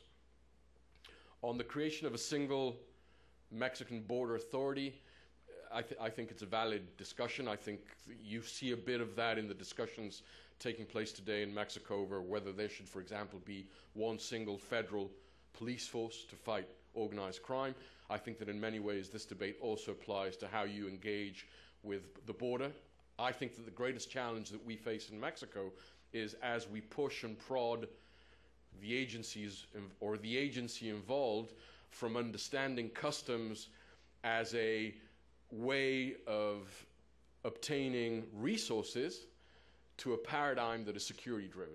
For many, many years and decades, I won't say the sole purpose, but the main purpose of the Mexican Customs Agency was to generate revenue. We're trying to push customs in a newer direction, which is, well, yes, if you can generate revenue, great, but your primary mission should be security.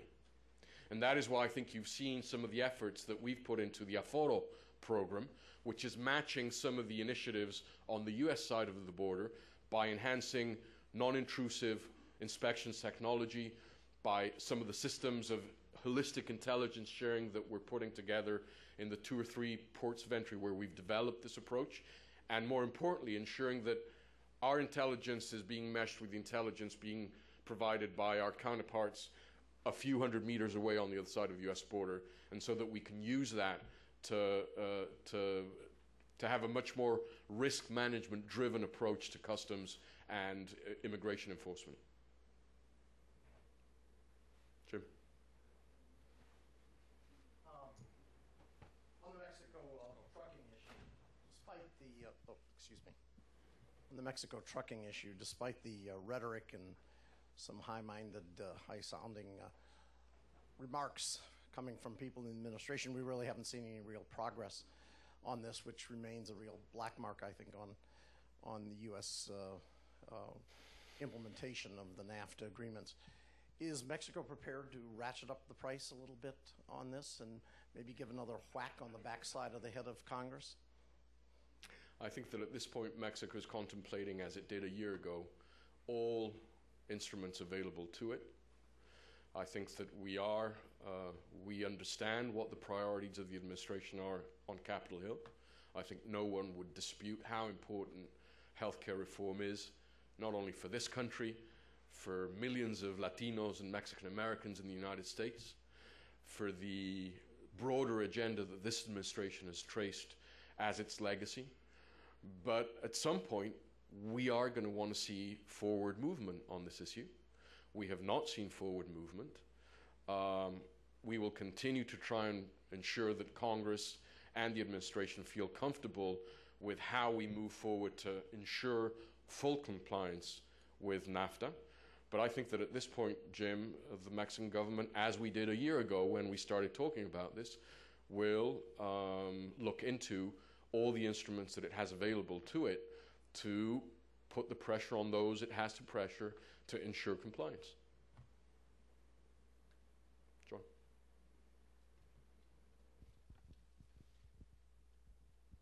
Thank you. Mr. Ambassador, could you comment on the U.S. responsibility, as Mexico and many, many others see it, to do something to stem the flow of arms southward? What is being done, what is being talked about, what is being projected, and kind of give an evaluation. Well, given that on-the-record sessions in Washington can be used to one's advantage, and this is on the record, let me sort of continue to bang the drum on what I've been saying for quite some time in this city. Regardless of what I or the Mexican government think about the Second Amendment, and whether I believe that you need to buy armor-piercing ammo to hunt deer in Virginia or not, the Mexican government is not about to challenge or lobby against the Second Amendment. That's a sovereign decision of the American people and of Congress. But what we are convinced of is that the Second Amendment was not drafted by the Founding Fathers to allow organized crime to A, illicitly purchase weapons in the United States, B, illicitly cross them over an international border, and C, sell them in a country where those calibers or types of weapons are prohibited. So what we have asked our friends, both on the Hill and in the administration, is help us enforce what's already there, what's in the books. And I think that the administration, the Obama administration, has been extremely fine-tuned to this request. I think that the resources that we see both ATF and ICE putting into play to enhance southbound inspections and interdiction of weapons and cash has been an important first step. I think that the resolution of Title 21 between ICE and other agencies tasked with enforcement, interdiction, DA more importantly, will provide another agency with the wherewithal to take on the issue of weapons and drugs and chemical precursors moving south. But I also must underscore that there is a direct correlation between the expiration of the arms assault ban in 2004 and Mexican seizures of semi-automatic and assault weapons in Mexico. As of 2004, our seizures of fully automatic or semi-automatic assault weapons in Mexico have gone through the roof, John, as you probably know. So I think that we will continue to underscore the importance that we can diminish the flow of these weapons into Mexico, that we can somehow prevent straw purchases from wittingly or unwittingly allowing drug traffickers to get their hands on weapons, that we continue to shut down some of the loopholes that exist outside the domain of legislation today, which allow people to buy weapons illegally in this country, that we can also identify weapons which are probably coming illegally into the United States in the first place and then are being redirected to Mexico. We've got a problem on our southern border too, because most of the grenades, or almost all of the grenades that we are seizing in Mexico, are coming from our southern border. So we've got to work in hand with our American partners, but also with other countries in the region, to make sure that we understand the patterns that are allowing both old surplus grenades from the inventories that were stockpiled after the last of the Central American wars in the 80s and early 90s, but also some of the new stuff that is coming from places like Czechoslovakia and Eastern Europe that is now coming into the region and making its way up into Mexico through our southern border. So I think that as we seek to continue working with our American friends to slow down the flow of weapons coming from the United States into Mexico, we also need to work with the US and other partners in the region to understand, in particular, this flow of grenades that is coming through our southern border with Guatemala and Belize. Chris and then Dolia. Perdón, Carlos. Chris Arcos. Mr. Ambassador, I'm glad you said it was on the record, because I think that you've demonstrated some political bravery in saying serve up sovereignty to get this thing moving. All the cross-border relationships that we've had over the years. So I think that's a wonderful thing to hear, the issue of sovereignty, not letting it get in the way. Based on that, I meant to ask Mr. J. Ahern a question, but I ran out of time. But perhaps you can shed some light on it. We worked on it at Homeland Security, but we never got anywhere. And that is the Cancun pre-clearance issue. Cancun, as you know, is the one airport that sends more American citizens back to the United States than any other one in the world. Nonetheless, we don't have a pre-clearance, U.S. pre-clearance in Cancun. Can you shed some light in terms of where we are on that? Yeah. This was an issue that was being discussed before my time, certainly here in Washington, but it is a critically important issue for Mexico and the United States on two counts. Number one, ensuring that tourism can go back and forth from places like you can have a charter plane from Amarillo, Texas, go straight into Cancun because you've got a system of pre-clearance. So in terms of economic benefits to both potential tourists, reducing the costs of transportation within North America, the significant costs for tourism revenues in Mexico, but also because I think by moving forward in matching what you already have with Canada in a couple of airports, and continue to develop a North American security perimeter, where both Mexico, the United States, and Canada have a similar template to be able to deal with issues such as pre-clearance.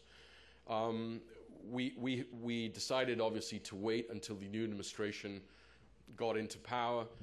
We've been waiting until the new teams have been either designated or hopefully confirmed by the Senate. I think this will be an issue that we will have to wait until our good friend Alan Burson is hopefully confirmed by the Senate CBP. But it is a critically important issue for Mexico. I think that we will seek to engage once again with this administration in finding ways in which we can mutually move forward on a critical component for tourism and for North American security. Dolia? Ambassador, two quick questions. My first question is, can you elaborate on your, I don't know if I should call it criticism or your objection to include El Chapo in Forbes' latest most powerful list,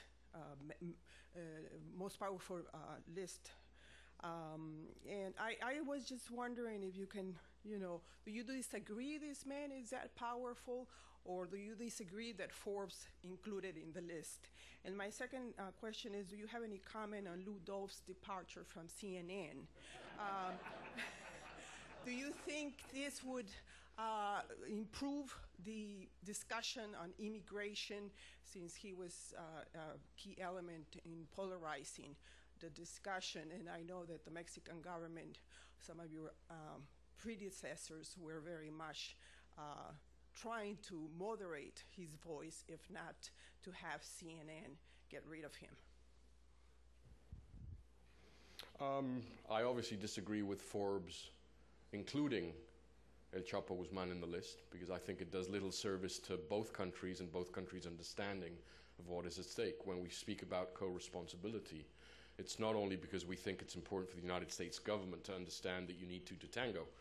The premise of, as Mexico seeks to shut down the flow of drugs moving north, we need the support of the United States to bring down demand in the United States and to help us stem the flow of weapons and bulk cash going south. So co-responsibility doesn't only refer to how the two executives interact with one another. Co-responsibility is also about both societies understanding how we are co-stakeholders in a common fight. And I think that Forbes' decision to include individuals like El Chapo Guzman in the list have nothing to do with co-responsibility and a lot about selling magazines. So that's my fundamental problem with Forbes including El Chapo Guzman in its most powerful list. I don't think it's serious journalism. In regards to the second issue,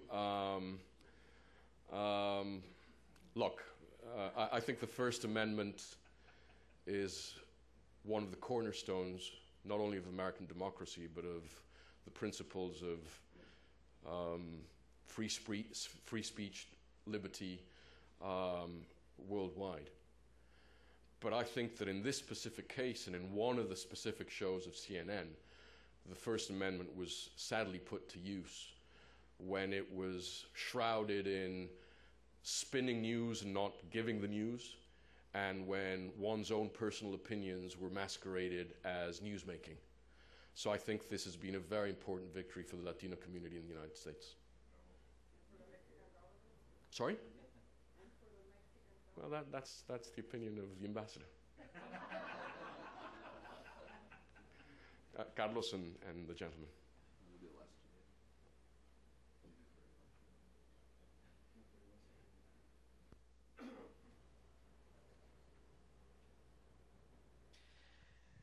Señor embajador, muchas gracias por la presentación.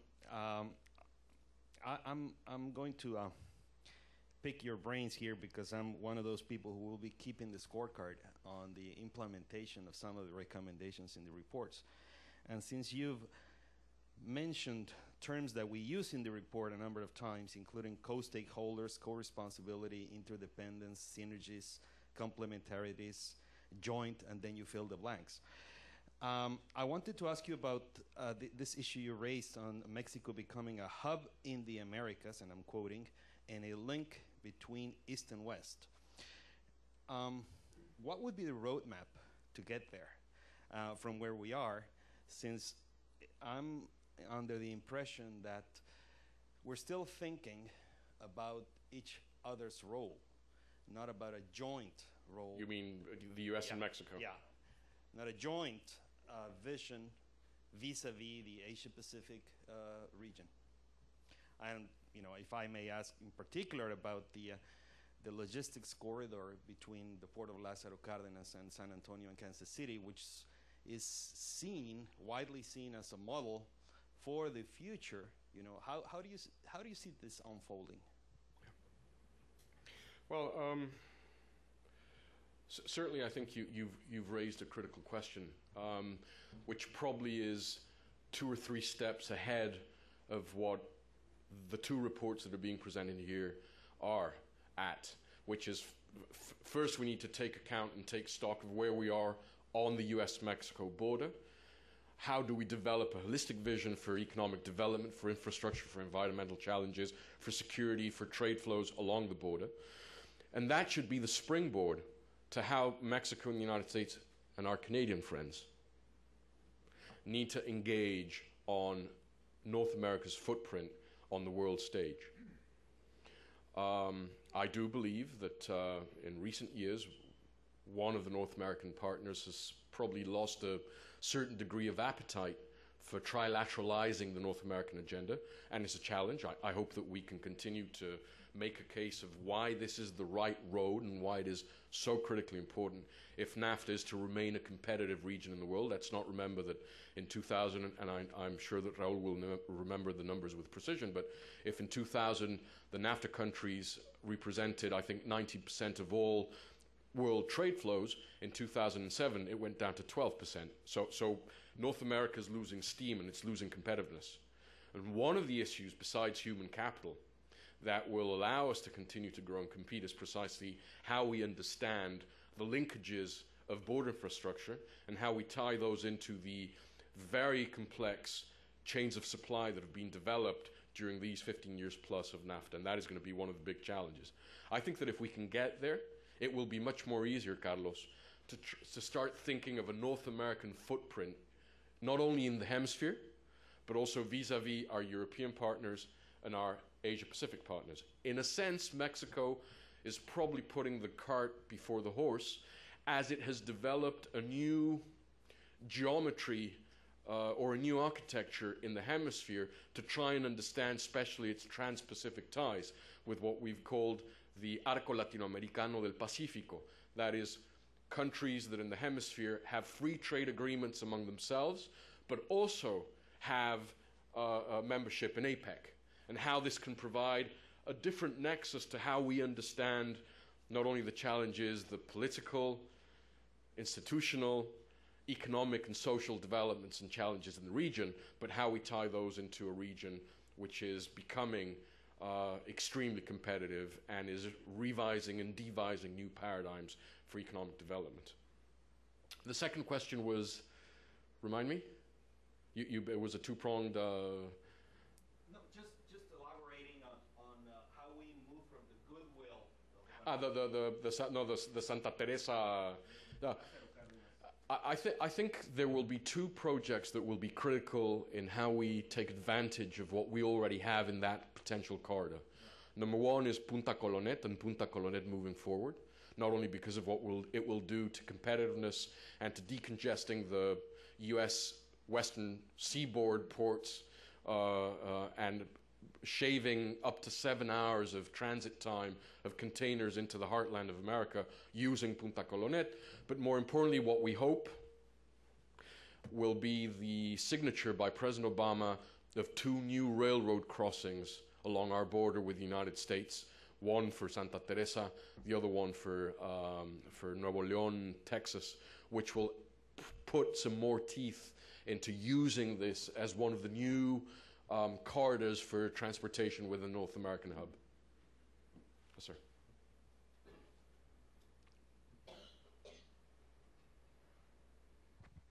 Thank you. My name is Ralph Watkins. I'm with the U.S. International Trade Commission. I think we all know that the key to the growth of manufacturing in Mexico is moving up the value chain. An example of this happening is the selection of Querétaro as a location for manufacturing of business jets by Bombardier.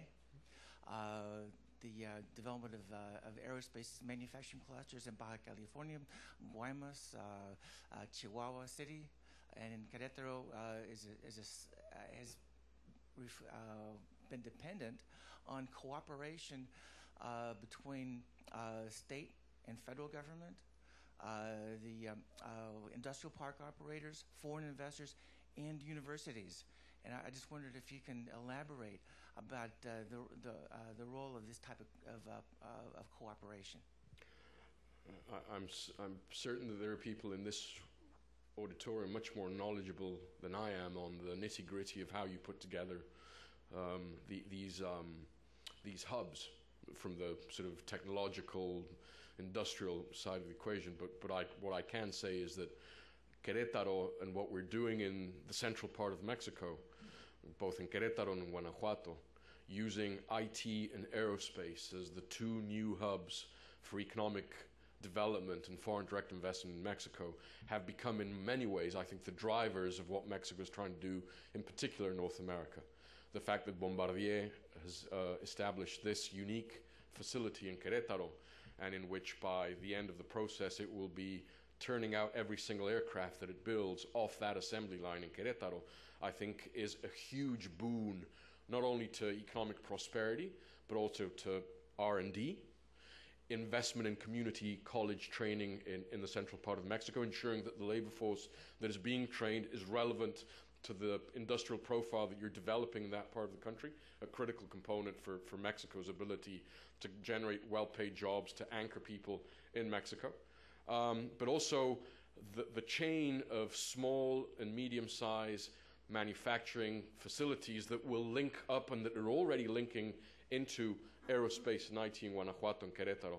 I think, again, without being an expert on how these programs are run, I think this, for a country like mine, is probably not only the only way to go, but it will be one of the issues that will allow us to compete with our Chinese friends, especially as what I've perceived in my trips throughout the United States, that as a number of American companies prepare for what seemingly will be a slow recuperation of the economy, maybe in the first trimester of next year, that they already see Mexico as their launching pad. And many of them are relocating operations from Asia back to Mexico because of how vertebrated our chains of supply are in North America.